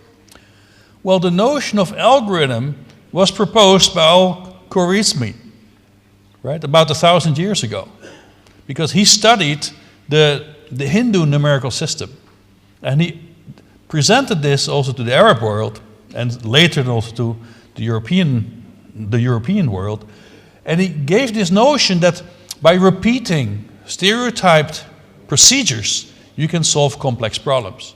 And that core idea was also expressed in the 1930s by Alan Turing when he defined his famous Turing machine, which became the prototypical machine we still talk about as underlying computers. 1,000 years ago, the Arab world was leading in this intellectual effort. And there's no reason to doubt it can also lead again, or at least play a very dominant or an important role in this process. Okay? So let's backtrack a little bit. What's our challenge? What are we facing as humanity today? Well, as an example, we can look at the exploration that humans are performing to discover extraterrestrial life. We're investing real money into defining and figuring out whether there's other life forms. And then, of course, there we face the famous Fermi paradox, right? If there's so many planets out there in the universe that satisfy the basic conditions of life, why did no one talk to us yet? Why there are no intelligent life forms out there, at least not confirmed? Well, Fred Drake summarized that challenge in the famous Drake equation, where he said, well, you know, to identify life on other planets, they must satisfy 3 conditions, right? First, they have to satisfy the physical conditions to form a stable planet. Then they must satisfy the conditions to give rise to life, to biological life. And the third one is that life has to then create culture and technology so it can actually start to communicate with other intelligent life forms. So far, so good. But Fred Drake added something really ingenious to this equation, which is L. Okay, and that is something counterintuitive. We don't often think about that. But what Fred Drake is saying, but L defines the duration that such a civilization exists. And this challenges us in thinking about our own civilization that we naively always believe to be open-ended and infinite. But this can actually end. And it's in our hands how rapidly this will end or not, and under what conditions. So what's then the L of humanity? What are the challenges to our survivability? What are the risks that we face? Well, we can look back at how humans have evolved from hunter-gatherers about 200,000 years ago to the invention of agriculture and the Neolithic Revolution of 12,000 years ago, to the Industrial Revolution of the late 18th century, when the steam engine was developed, and to the Information Revolution. We went through this several times also in this meeting. But what we have to understand, that's indicated in this middle column here, in every stage of civilization, we mastered another aspect of reality. Right? In the Neolithic Revolution, we mastered materials, we mastered ecology, right? We mastered biology. So we could have agriculture, right? We could domesticate animals. In the second phase, the Industrial Revolution, we mastered chemistry, physics, and biology. We could make fertilizer. We could transform matter into tools on a large scale, okay? And now we have mastered, if you want, information. We have mastered psychosocial cultural systems using social networks. However, in each of these steps of mastery, there's a trade-off that we optimize. That's the red column here to the right. There's a price you pay for this, right? So if you invent agriculture, by necessity, you're going to limit the variability of the plants, for instance, that you manage. In doing so, they become more vulnerable to pests and disease. Okay, your ecosystem becomes now more vulnerable. You deplete the resource in the earth, right? So this is a trade-off that you have to optimize. In the Industrial Revolution, now suddenly we have fly ash, we have pesticides, we have plastics, because we mastered the physical world. But there's a cost, there's a trade-off. And in the information age, the trade-off we pay is, for instance, information bubbles in which people live, continuously being misinformed and reinforced by fake news, right? So there are trade-offs. At every stage, there are trade-offs. Nothing comes for free in that sense. So that then also defines what we call the Anthropocene, right? So the influence of humans on planet Earth is now such that it's defined at a geological scale. We are the dominant force on this planet, and that's illustrated by this ice core to the left, which is dug out in Greenland a few years ago, which allows you to very precisely analyze the geological state of the planet. And at the top layer, where you see the organic sediment, what you discover there is indeed plastics, pesticides, fly ash, all these products of human activity. And by now, and this is a report that came out just a few days ago by the Intergovernmental Panel of Climate Change, the impact of this human activity on planet Earth is such that if, it's predicted now, by 2030 we don't reduce our output of pollution, we will reach a 1.5 degrees increase of global temperature with all the devastating impact that that will have. Okay, so the clock's ticking. We don't have much time to try to mitigate this, and this has been now an alert that has been raised several times, and again yesterday very loudly by the United Nations. So what's this L of humanity? What's our survivability? Well, actually our governments have defined them very clearly in the Sustainable Development Goals. So from my perspective, from this project that we're pursuing, it's the Sustainable Development Goals that are the key technological challenges we're facing. And it's especially in those domains that future technologies like artificial intelligence will have their greatest impact if we want to surpass the 2030 deadline. Okay? And what's interesting also, there's a big synergy between climate and global warming and Sustainable Development Goals, as also expressed in that same report. So it goes two ways, right? But it's not enough. So from my perspective, global warming is not the problem. It's Homo sapiens, we are the problem. If we don't change our approach to the world and the way we manage the world, we're not going to solve global warming, because we're going to keep on using energy and polluting this planet, as an example, or use plastic bottles, stay stuck in our social networks and so on. Humans are the challenge. Humans are therefore also our technological challenge. So on top of that, we know there's this brave new world that's being promised of technology. Here there are a number of projections of that. And to the point that some people propose, like Ray Kurzweil, that by about 2045 there will be this magical transition of the singularity where machines will take over from humans. Machine will outsmart humans. Okay? And some people speak also of our last invention. And also luminaries like Elon Musk and Bill Gates and others have been raising the alarm on this issue. Right? We must control AI because AI will take over. Right? It's actually an idea that goes back to I.J. Good in the 60s already, so it's not a new insight, it's an old insight. Also, Isaac Asimov talks about it in the science fiction literature. So this will be our outlook, right? So as we hit about 2030, when the problems really start to get serious, machines will take over. That's one outlook we have on our future, which is widely propagated, especially in sort of the technological circles in the United States and also in Europe. I'm not convinced, however. If we look here at the most recent robot challenge of DARPA, and this robot challenge was based on the Fukushima nuclear power plant disaster, when the Japanese government discovered that had no robot technology they could send in to monitor this meltdown or even do something about it. It's only now, about 6 years later, that for the first time they managed to take a picture. Okay? So there's a huge discrepancy between the future as advertised and the reality we have today. And we should be very sensitive to this, because as a result we might be investing our effort in the wrong direction. Okay?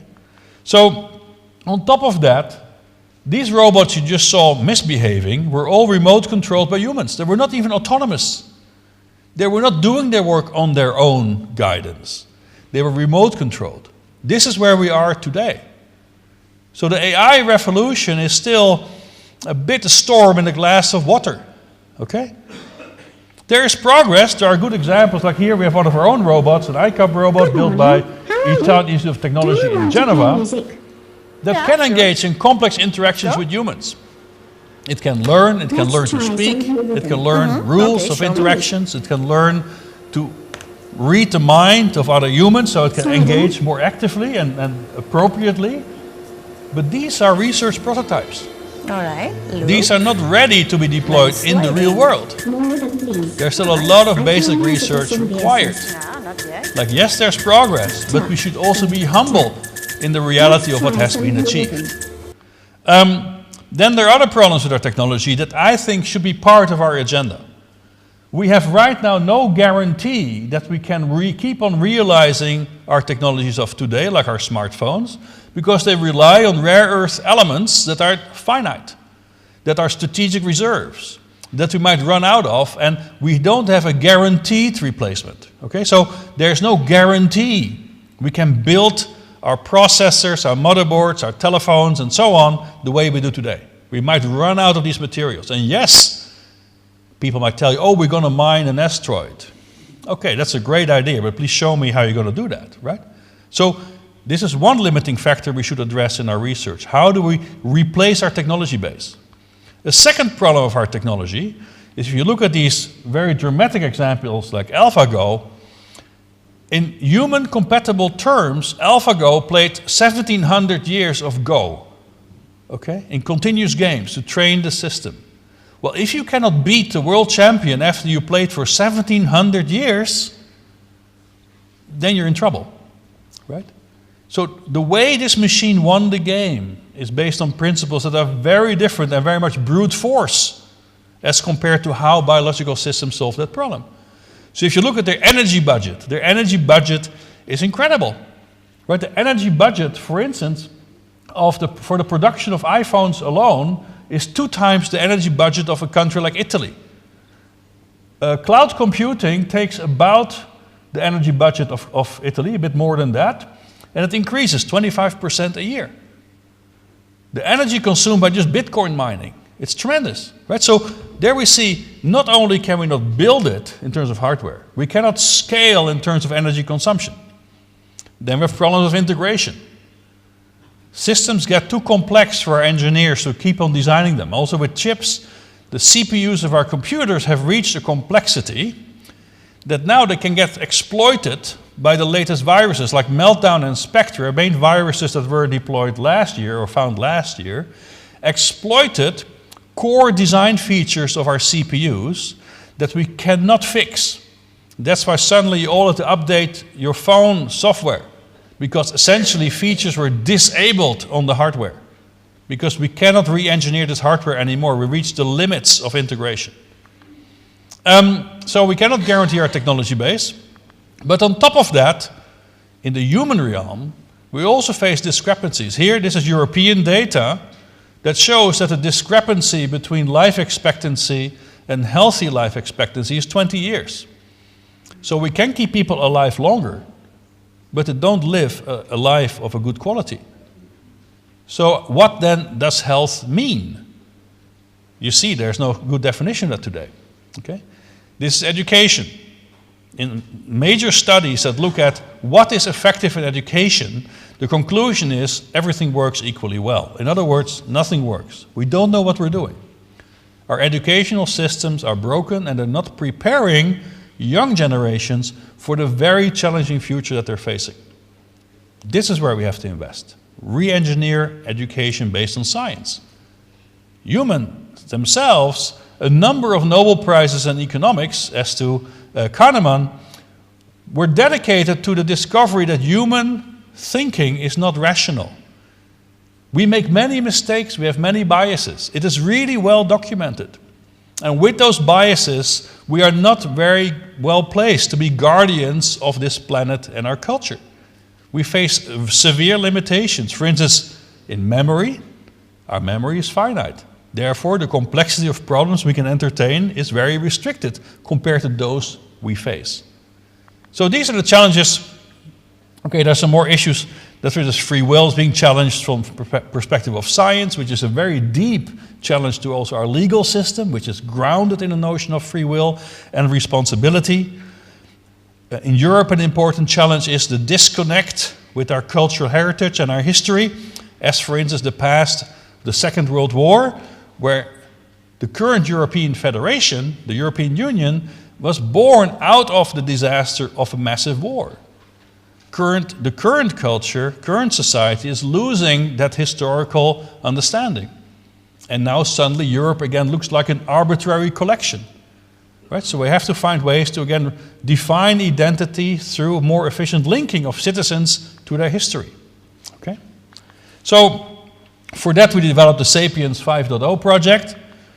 Sapiens then takes the Sustainable Development Goals as the targets of technology development, very much looking at how humans and machines can coexist to overcome limitations in human decision making and how we organize ourselves.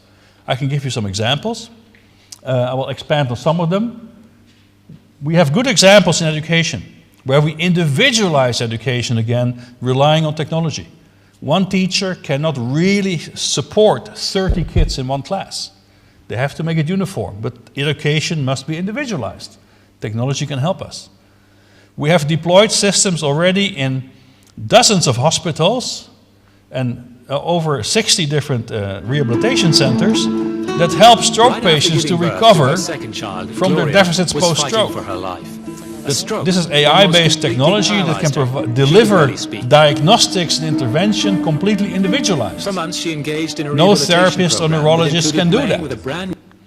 Similarly, we have gone to different cultural heritage sites in Europe and deployed mobile applications to make these sites that as such have very little to offer, there's nothing there, again accessible and understandable for school classes. And similarly, we developed and deployed tools to support governance, better control and access to complex information, and citizen-level apps for citizen science-oriented engagement with society. Okay? So let me give you a quick example how this works out concretely. This is in the case of stroke. This is a system we built. It's called Rehabilitation Gaming System. It's an integrated system that supports the patient from the clinic to the outpatient phase to at home using wearables, using analytics, AI-based optimization technologies and apps. So it's a whole ecosystem of solutions in which the physician and the therapist still play a role. They're not without a job anymore, but we allow the specialist to act where they're good. Humans are great when you need context, when you need empathy, disambiguation, problem solving. That's where you want the human to be active. But a lot of therapy work is very stereotyped. Machines can do a great job there. And that's also what we have shown. Just to cut it short, by now we've delivered 4,000 hours of therapy just with computers, treating 1,500 patients for the cost of about one hamburger. Okay? This is something that's very scalable. This is how technology can really contribute to well-being and not replace jobs, but enhance quality of life for the 50 million chronic stroke patients across the world, plus associated neuropathologies that we're now looking at, such as traumatic brain injury or cerebral palsy. So I just wanted to give you a glimpse of an initiative that I hope you will also join, because this is a global effort, okay? Where shaping the future is our opportunity, and actually also our obligation given the challenges that we face, right? But this can be done if we combine aspiration with scientific concepts grounded in facts, in evidence-based interventions. And for that we have now a number of examples that we also would like to see deployed in the Arab world. So please approach me if you have any interest in that. So the network is global, with many partners in Europe, in particular the Max Planck Foundation and the Italian Institute of Technology, but we are also in India and in the Americas. Some of the ideas that I summarized is all published in a book, in a handbook of living machines that recently came out. So if you want to learn more about that, then you can find it online in bookstores. But let's declare the Sustainable Development Goals as our technological ambition. This is where we can have impact, this is where we can change the world, and also have business opportunity that serves a viable and dignified society. Thank you very much.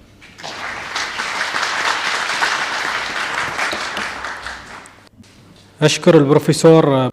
I thank Professor Paul Verschoor for an excellent paper which has foreseen years and decades to come. And I thank also Dr. Abu Hammour for his presentation. Excellencies, ladies and gentlemen, this excellent panel of the Storm of Thought Alliance can only be great if you contribute with your questions and comments. I open the floor now for discussion. Please make your questions and interventions brief. Please pose direct questions without any introduction. And please avoid questions that were raised earlier in previous panels. Go ahead, please. Thank you. I would like to direct my question to Dr. Mohammed Abu Hammoud. The world and major countries faced stiffening financial crisis. How did Jordan overcome this problem? Jordan and other countries face also major economic challenges. You, Excellency, what are the effective steps to face these challenges and come up with solutions for them? And as you know, Your Excellency, Jordan is in the midst of a economic storm. My question to Dr. Paul. Presented to us, sir, do you think that the future generation to 2040, 2050, 2060 will be safe, secure, happier and healthier? Thank you.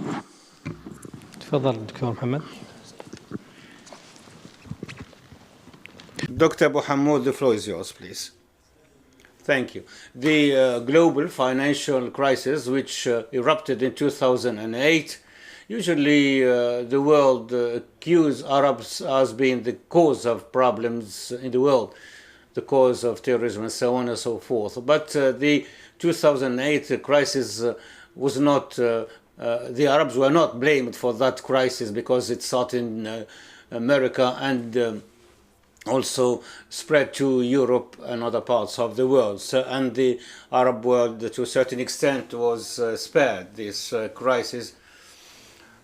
And the crisis actually was due to the fact that to various factors, namely the standard value and the store value factors. The currency, if it is used outside of these main functions, causes problem. Currencies at that time, instead of being used in trade, where the currencies were exchanged without any guarantees in the US. This led to the fall of currencies and economies, leading to the crisis in the Arab world. There are guarantees, and now their tendency to move to the Islamic finance, which made Jordan and the Arab countries avoid the global crisis. Only losses were incurred in countries which used to invest in sovereign funds. Thank you, Dr. Abu Hammour. The second part of the question, Professor Paul, please, the floor is yours.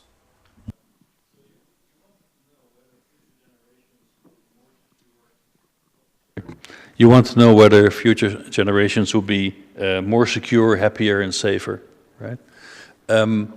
So I don't believe future generations will be safer and more secure, because I think, especially with these huge pressures we're going to have from developments like global warming, we're going to see more conflict. So in that sense, it will not be safer and secure. I do believe, though, that they will be happier.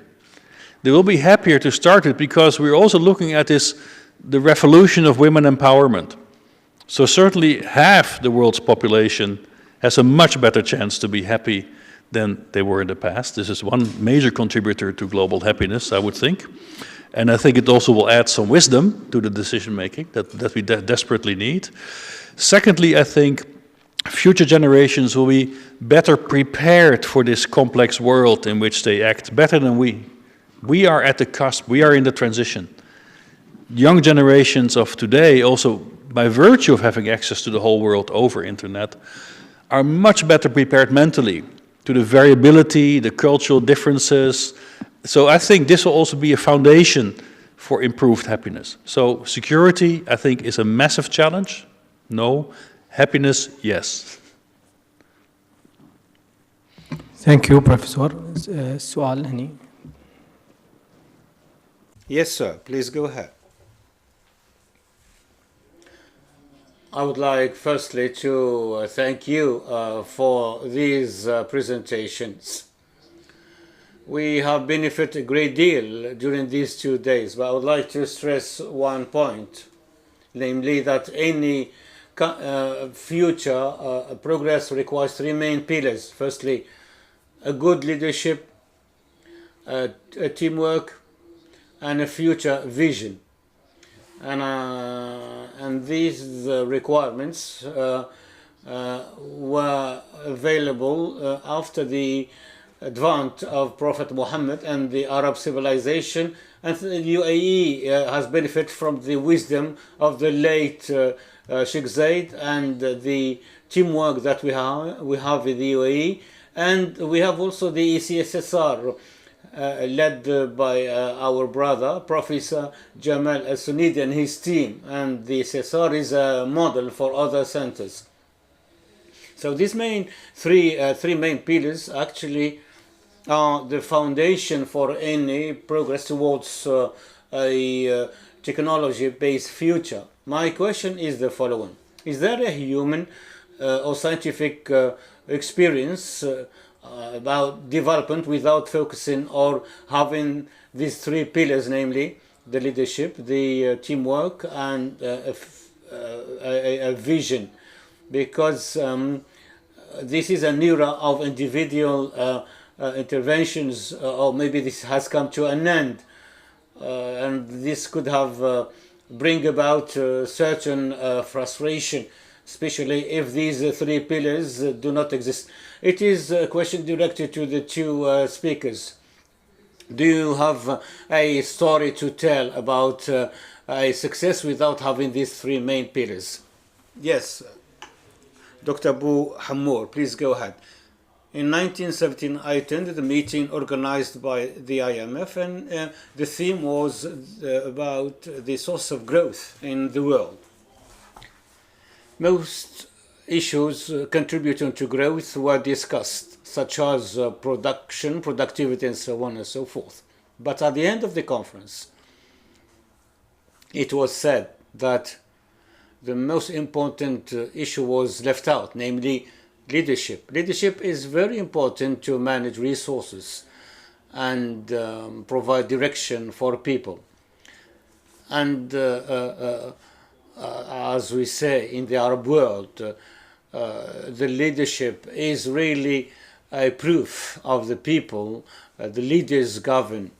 However, 50% of the innovations in the world are coming from individuals and not from teams. However, leadership and state institutions are important for that. Global institutions such as the IMF and World Bank started first generation reform about the macro economy, the budget, the deficit, the debt, and so on and so forth. Then they moved to the second generation reforms, focusing on the establishment of entities, NGOs, civil society organizations, and so on and so forth. So if we have leadership and private and public sectors that can provide an environment that provides an impetus, we will move forward. However, if in the Arab world we kill the innovator or the creator, and when he or she moves the worse he can excel, we will not move forward at all. And we should, of course, also think about what we then actually mean with leadership, with vision and with teamwork, right? So if the leader is someone who's imposing on a group, it will have severe limitations on what can be achieved, right? So for instance, what we have seen in our own experiments with school children, 10 years old, that their biggest challenge is to have confidence in their knowledge, to have confidence in their problem-solving skills. So the leader is there to empower the team and not necessarily to tell a team what to do. So leadership style then becomes the discussion, right? Not the absence of a leader. So the same thing for vision. Vision is important as long and is effective as long as it's grounded in fact, right? If it's allowed to be tested, if it's allowed to also be invalidated. Sometimes a vision turns out to be just unrealistic.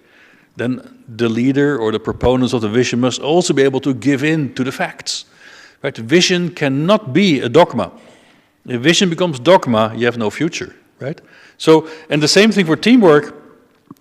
Why do teams really work? Teams work because they have incentives to work together. They have a motivation to work together, right? So there must be a will in every team member to be part of that team and to pursue that collective vision of which they are part, for which also their leader has empowered them as part of that team, right? So I think there's enough support for these three pillars of, if you want, successful project management and creation, but we should always be very cautious of the boundaries of these elements and how we exactly fill them in, right? Thank you, Professor. السؤال عند تفضل. الثاني.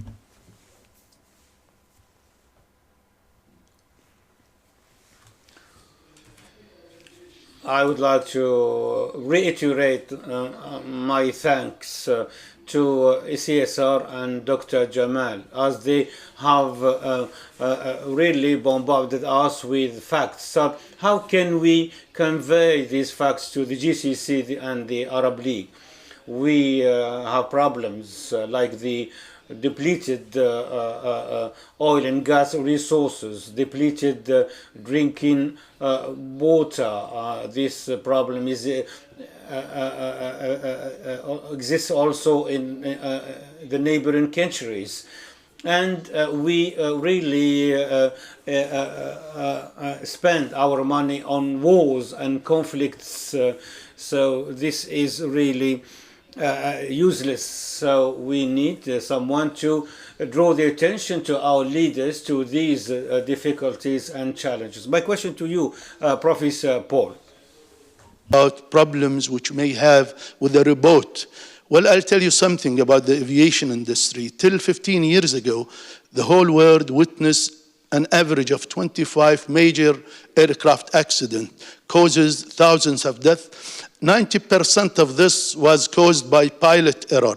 Now, automation in aircraft becomes so advanced that years passes without a single aircraft accident, and the reason is because it's mandatory now, when the weather is marginal, that the robot, the autopilot, had to land the aircraft. We don't leave it anymore to the human, where there could be a human error.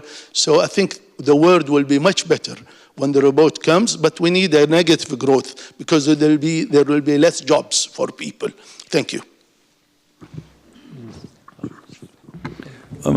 Look, I agree with you, but also in the cockpit of the plane. I mean, some of my close friends are pilots with Lufthansa, right? They fly these big Boeings across the Atlantic. The pilot is sort of in a synergy with the autopilot, with the computers on board. We can, for the coming decades, we will not take out that human factor. But who we have taken out is the flight engineer, right? The flight engineer is gone, all right? But the flight engineer now is replaced by the software engineers, the programmers who build and maintain the computers, right? So that means this is a very good example of how I see this collaboration between humans and machines. It's not, oh, the machine will take over. We will collaborate and coexist, and jobs will change. One job will disappear, new jobs will appear. But these jobs that will appear will require people who have more knowledge, have more skills, and are more trained, right? So In parallel, of course, we have to rethink a little bit the notion of labor and jobs, right? It's the Industrial Revolution that found this new way to also control citizens by making them economically dependent on an industrial process. This is not a law of nature, right? We can change that. We don't need necessarily to work 40 hours a week. Maybe it becomes 10, and we can still have a viable economy. It all depends on governance and the economic models that we build around that. So in that sense, I think there are interesting opportunities, but it's up to us to fill them in. So I'm not, yes, jobs will disappear, but others will appear. But it's our responsibility to train new generations to be able to fill those jobs or to create new ones. Thank you, Professor. اتفضل. الدكتور محمد عنده تعليق كلمتين.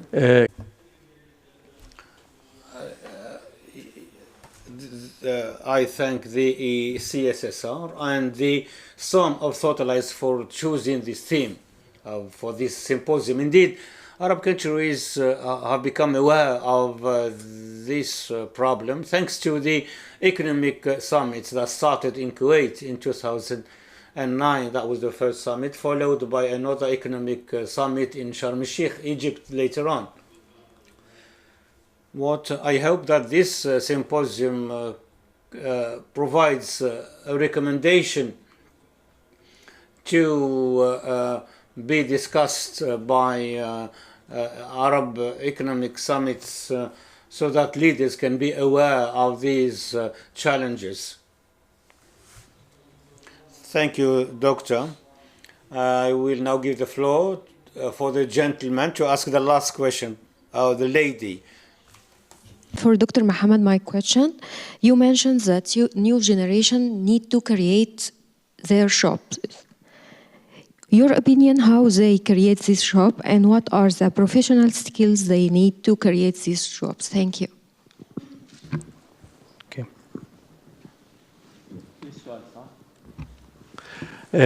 يعني بصراحة I'll give you some examples.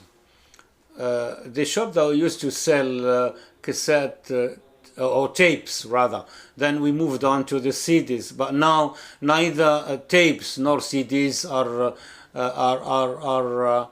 there in the market or can be sold. Now you don't have to visit shops or even restaurants. You can order anything from your home. You can use the internet, and now we have seen many companies being established, companies that were IT-based companies that were sold for up to $80 million. So we need to invest in our youth and provide them with the appropriate environment. We cannot remain as technology importers and consumers of technology, otherwise we'll be dependent on the West, and this will be a source of problems for us. So we need to create new jobs and develop instead of waiting for jobs to be offered to us by the private or public sectors. In conclusion, it is my pleasure to express my sincere thanks to the two speakers. I thank you also, ladies and gentlemen, for listening and for asking questions and making comments. It was an honor for me to moderate this panel. Thank you so much.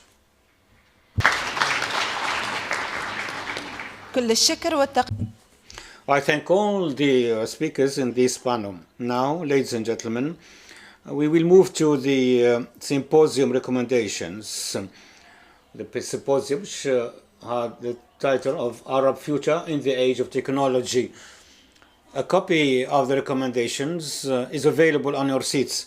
Then we'll close with remarks of His Excellency Professor Jamal Sanad Al-Suwaidi, Director General of ACSSR. Amal Ahmadi will deliver the remarks on behalf of His Excellency Professor Jamal Sanad Al-Suwaidi. The floor is yours, madam.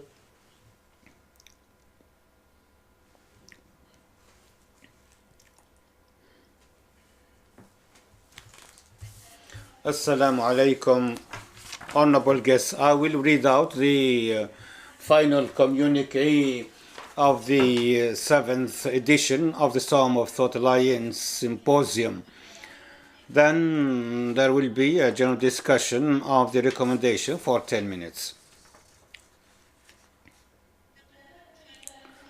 At the end of the 7th edition of the Storm of Thought Alliance Symposium, organized by the Emirates Center for Strategic Studies and Research at its premises in Abu Dhabi on October 8 and 9, 2018, under the title Our Future in the Age of Technology, in which an elite group of officials, intellectuals, experts, and representative research and study centers in many Arab countries took part.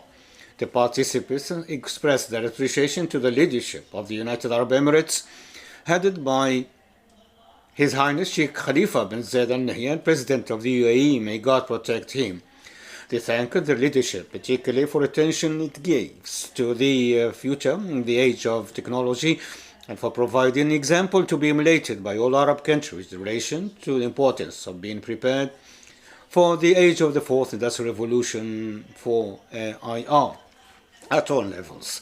They also expressed their thanks, appreciation to His Highness Sheikh Mohammed bin Zayed Al Nahyan, Crown Prince of Abu Dhabi and Deputy Supreme Commander of UAE Armed Forces, may God protect him, for his unlimited support to the CSR's activities and events, and for belief in the status of science and technology in the process for making the future. The participants also expressed their thanks and appreciation to His Excellency Professor Jamal Al-Swidi, Director General of the SSR, for his active role in highlighting the issues related to the future of the Arab world and the impressive and accelerating technological development across the world, and which are bound to have a fundamental and radical impact on the future of Arab countries and their national security. Following 2 days of dynamic exchange of ideas and views, presentations of socialized research papers, and in-depth discussion of officials, experts, researchers, and participants, the symposium concluded with the following recommendation. 1. Learn from the UAE experience, steps and measures it has taken to keep pace with global technological developments and prepare for the age of the fourth industrial revolution and artificial intelligence, and make use of its lessons at the Arab level. 2. Emphasize the importance of dealing with the 4IR at the core of which is the artificial intelligence AI technology, not only as a technological or economic issue. 3. Examine thoroughly and comprehensively various aspects of advancement in the field of AI, as well as their positive and negative impacts on the Arab region, and formulate plans to deal with the negative aspects and maximize benefits from positive ones. 4. Strengthen cooperation among Arab countries and exchange of expertise among them in the field of technology, so that they can contribute to the technological developments in the Arab world, in the world as a whole, harness AI to their advantage, and make optimum use of its application in order to achieve future development goals for their nations. 5. Looking to hold an Arab summit pertaining to the 4IR and AI in order to develop a comprehensive Arab strategy in this respect. 6. Promote the growth of AI in all our sectors, especially health and education, as the driving force for future economic and social development, in addition to raising it to a national strategic level, while paying special attention to the security and military dimensions of this technology and its potential breach of and the threat to the security, stability, and national sovereignty of Arab countries. 7. Provide an environment conducive to the development and localization of technology in the Arab world, and a suitable climate and encourage creativity, innovation, and openness to the world, in addition to promoting the values of tolerance as well as creating opportunities for productive work and advanced learning and training. 8. Establish mechanisms at the level of education and health institutions and communities to discover talented and innovative minds in the field of modern technology and make use of their skills and ability and develop them, in addition to allocating scholarships to support their research activities. 9. Give more attention to the development of education and link it with developments taking place in AI and 4IR, whether through curricula, teaching tools and methods, introducing programs for the study of 4IR and AI, or establishing specialized institutes and colleges in the field, in addition to giving more attention to the future of the labor market and future jobs and the new technology. 10.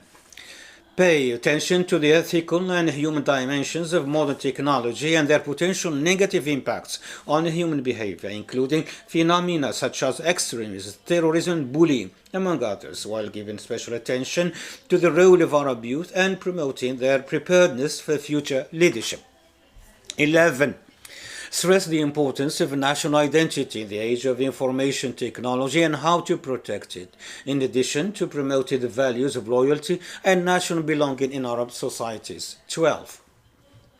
Develop the current legal and legislative system to keep up with emerging developments in the field of technology. 13. Call on Arab think tanks to give matters pertaining to AI a top priority, whether in their research, conferences, symposia, or other scientific activities. Expand the reach of specialized studies on the future of the Arab world in the age of AI and develop anticipatory strategies to deal with this issue. 14. Put more emphasis on scientific research in the Arab world. Activate the role of the private sector along with the public sector in this regard. 15. Expand the areas of cooperation with advanced countries in the field of AI and establish extended partnerships with them, including the agreement to transfer and localize technology in the Arab region. 16. And last recommendation called for creating an Arab intellectual project to serve as a launching pad for entering the age of technology. Now we open the door for discussion and we ask everyone who wants to ask questions about anything that was among the recommendations to mention it. And please be brief, concise and precise so that we allow all participants to take part in the discussion. Thank you. The item number 1 and 2, I think they are almost the same. Number 2, I suggest personally, but you are free to take it or not, the recommendation number 9, which is given more importance to education, and the number 14, which is put more emphasis on scientific research in the Arab world. I think that they can be put in one recommendation. Number 3, the recommendation number 11, which is stressing the importance of national identity, and also the recommendation number 4 regarding strengthening the cooperation among the Arab countries in legislation. And I do think that if we want to talk about future education, research, legislative infrastructure, and ethical infrastructure. Thank you. Any other suggestion or addition?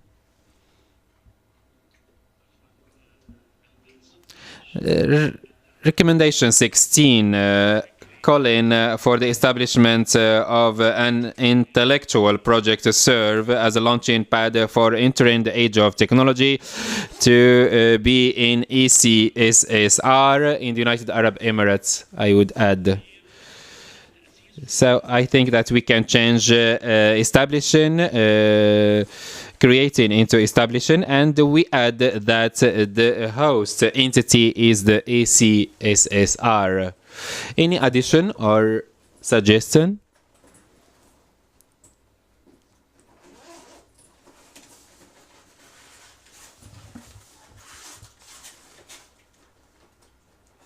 Peace be upon you. Qaid Hashim, the Secretary General, Deputy of the Arab, the intellect forum of Jordan. I think that most points have been highlighted, but the leadership and the pioneering and the teamwork are the most important in my opinion. It is worth noting that managing the change and the transformation is of great importance. We need to set a strategy for artificial intelligence, and before that the transformation into producing societies. Any other addition or suggestion? Mr. Rashid. Thank you very much. The fifth recommendation, instead of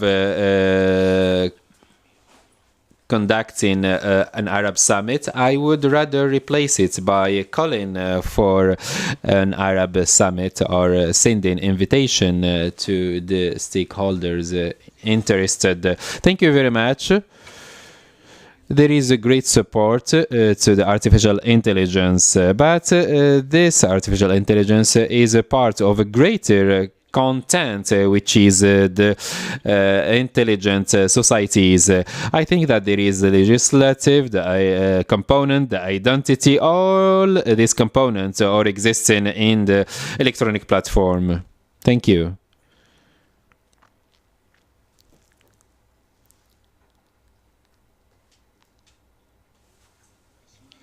Just a remark. Among the speeches yesterday and today, we talked about the impact of new technologies at the media level and the multimedia, but I didn't see it here reflected in the recommendations, because we talked about the negative impact of technology, the new technologies regarding the media, new media and multimedia on societies. I didn't sense such a recommendation in the list of recommendations.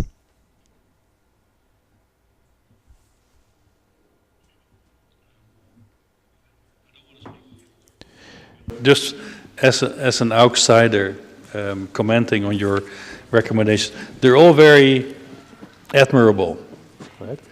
But they're also a little bit non-specific. So there's a risk that you're happy with your declaration, but it doesn't give you a tool to do anything. So this is I think, something you might want to think about.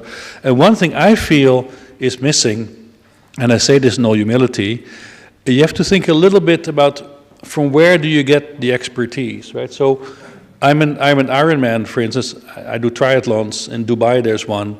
And when you train for triathlons, you know, swimming, cycling, running, you focus very much on the things you're really bad at, right? And then you train on that a lot. And I think right now we all agree, in the Arab world, the expertise on AI, which is a huge field, right, with many ramifications, is just not there. You don't have it, right? Let's be clear. So this is a fact, right? So if you want to gain access to that knowledge, you must form an expert group of people who are not in the Arab world, but who are sympathetic to your cause. You will find these people, right? There are many of them in Europe, in the United States, in Asia. But I feel it's absolutely essential, if you want to be successful, that you form an expert group that can advise you continuously on, let's say, challenges. It doesn't mean you have to listen all the time, right? You might disagree, but you have to test your ideas, your strategies, your initiatives against an international expert group. So I would really recommend that you invest in obtaining that knowledge and that expertise to help you build the program, and not make it too much enclosed in your own environment, because it's a huge field. There are many different sub-fields you have to consider, and the experts in some of these fields is a handful of people in the whole world. Those are the guys you want to talk to, okay? So try to identify them and build your expert groups, your international advisory boards, and so on. Thank you. ملاحظة أخرى؟ تفضل.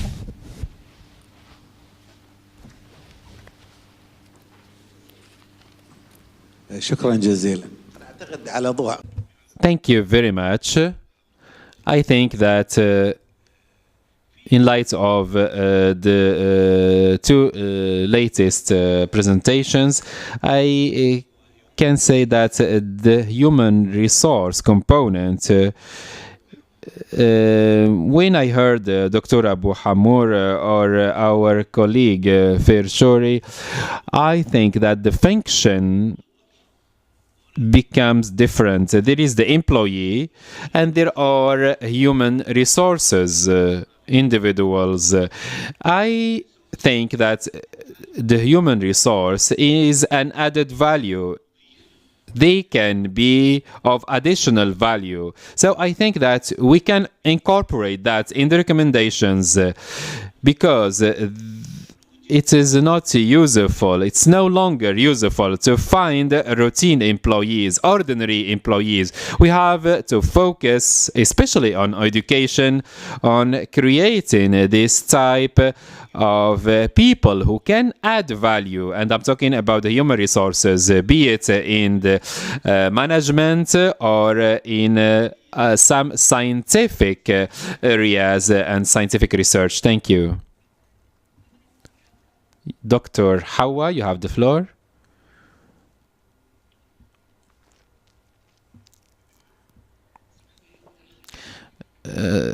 Thank you. I would like to ask this question in English. What you had mentioned, Professor. I think it's really important to have the expertise, but I would like us to emphasize the fact that we need our own. We also need our own people to be invested in. The UAE has been in the forefront of this. We're trying to develop our own people, me being one of those examples. We've depended, excuse my language, far too long, far too much on foreign individuals. Not that we don't appreciate it, but we need to truly invest in our own. And I want to emphasize this. A leader here once told me, he shared his thoughts with me, and said that in addition to emphasizing this and investing in our own people, we need to also not be afraid to do so. Some might fail, some might succeed, some might, show benefit, but it's really worth the investment. And I really want to make that point. Thank you. Thank you, Doctor. Can I react? Sure. Okay. Just to say that whatever I propose is not contradicting what you say, right? But I think we also just have to be clear about what's the knowledge you have, what's the expertise you want to develop, right? Also, in my case, in Barcelona, in Spain, we have an international advisory board. These are the best people in the world, wherever they live. We talk to them because we need to learn from them. Yeah? Okay. Ustad Khalid.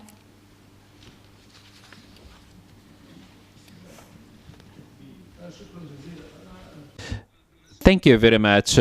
Regarding recommendation number 11, stress the importance of national identity. I'm not among those who distinguish between the national and nationalist. I don't think there is a need for that, because in technology we talk about an international identity. So the identity gets reduced when we are acting in an international arena. How can you make this equation successful, especially given the value system? Second, we talk about our nations, so we have to focus on what is national rather than what is regional or Arab in general. Thank you. I would like to first thank the ECSSR for this symposium, which is important. And of course, this center is playing the role of the Ministry of Media and Foreign Affairs at the same time. I didn't remark in the recommendations something that reflects the reality of an old man and who is cycling. Well, this is such an analogy. Today, our children are interested in new technology, but the high school graduates are poor in Arabic and in writing Arabic. I didn't see an interest to Arabic and preserving the power of Arab language in parallel with this trend of technology. Thank you.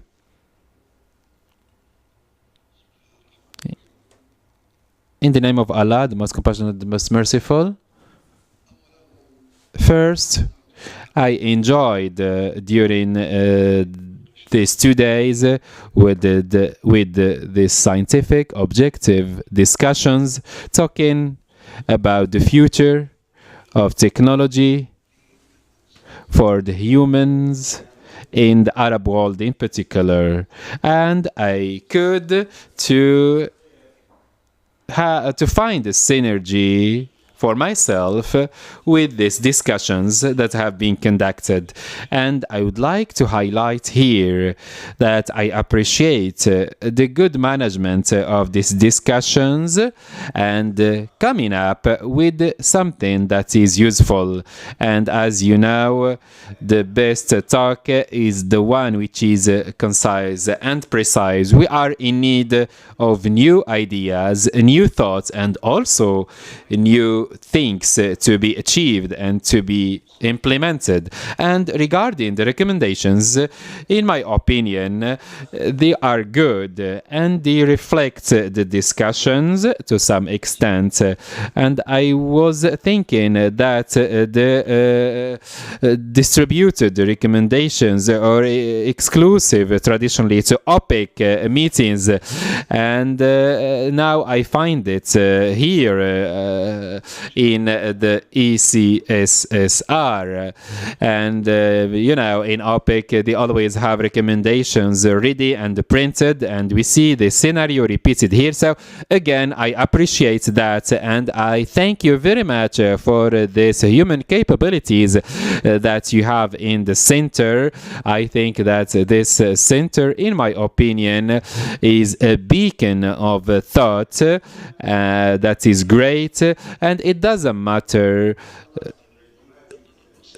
what we have achieved so far, but what is important is to have this recommendation regardless of whether we accept them all or not. And I think that we should start thinking about having an Arab summit about artificial intelligence and the age of technology for our future as Arab countries. And I thank deeply the center with the leadership of Dr. Jamal Sanad Aswaidi. Thank you. We thank you all for your participation. I think that's enough, and we conclude with the speech of Dr. Jamal Sanad Aswaidi, the Director General of ACSSR. I would like to deliver this speech on his behalf. In the name of Allah, the most compassionate, the most merciful, Your Highnesses, Your Excellencies, ladies and gentlemen, peace be upon you. Dear sisters and brothers, as we conclude the proceedings of this two-day-long symposium, I would like to thank all of you on behalf of myself and my colleagues at the Emirates Center for Strategic Studies and Research, and to express my heartfelt gratitude for your attendance and active participation in the symposium through your instructive, rich discussions, which have been of great help in shaping the recommendations reached by the symposium. I would like also to thank our dear guests, the researchers and experts whose participation has enriched the proceedings of the symposium. The highly robust and insightful research papers they presented in this symposium include practical suggestions and new recommendations which could help decision makers in our Arab countries to formulate integrated strategies to deal with the age of technology, whether in order to maximize the gains from the positive opportunities it provides or to avoid any negative impact it might generate. Your Highnesses, Excellencies, ladies and gentlemen, in the Storm of Thought Alliance, since its launch in 2015 and throughout its previous editions, we have been shedding light on issues and topics of concern, and we discussed many topics, and in light of the great leaps in the world in technology and the artificial intelligence, in light of all these huge leaps of technology and the digital revolution and artificial intelligence across the world, this symposium discussed a number of vital issues such as the impact of technology on the lifestyle of citizens in the Arab world, the growing impact of technology technology on the education and health, Arab future in the age of artificial intelligence, which is one of the important results of the fourth industrial revolution, and the future jobs in light of new technology in the fields of production, communication, and transportation. There is an urgent need for studying the various implications of technological revolution taking place in the world today. Modern technology has penetrated every aspect of social, economic, cultural, and security life, and its impacts have become clearly tangible. Needless to say, of course, as technology has positive impact on human life and societies, it may also have negative impacts. Therefore, Arab countries should be prepared for various emerging challenges associated with the modern technology. Arabs should work closely together in order to become producers, not just consumers of technology, and they should set up viable plans and strategies that would enable them to face the challenges brought about by such huge technological development. Your Highnesses, Excellencies, ladies and gentlemen, this symposium marked a new milestone in the march of the Storm of Thought Alliance, which the ECSSR had the honor to launch, and was met with warm response from research centers which are members of this intellectual initiative. We hope that this initiative will become more established and more effective in playing its desired role. In this context, we emphasize the need for continuous improvement of this initiative in order to strengthen its role in serving the Arab decision makers at this critical stage in the Arab world history. The ever-growing challenges facing the Arab world today puts its future at stake. I would like to express my thanks and appreciation to you once again. We at the ECSSR highly appreciate and value the important recommendations regarding the topic of the symposium. We assure you that we will do our best to deliver these recommendations to decision makers in our Arab countries. Your Highnesses and Excellencies, ladies and gentlemen, we have been delighted to host you in the United Arab Emirates. We look forward to seeing you in the next edition of the Storm of Thought Alliance. Wish you all the best and success. Wish you all the best and thank you very much. Peace be upon you.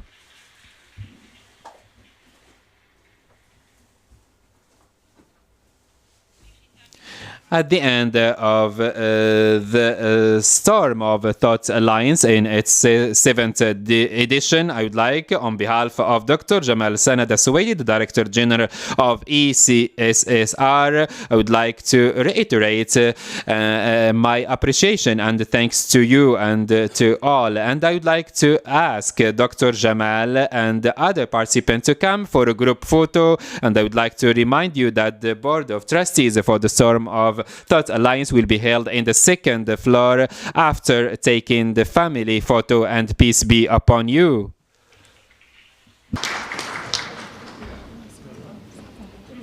كما أود التنبيه جميع الحضور بأن صورة I would like to remind also that the group photo that has been taken in Crown Prince Mohammed bin Zayed will be distributed to you all.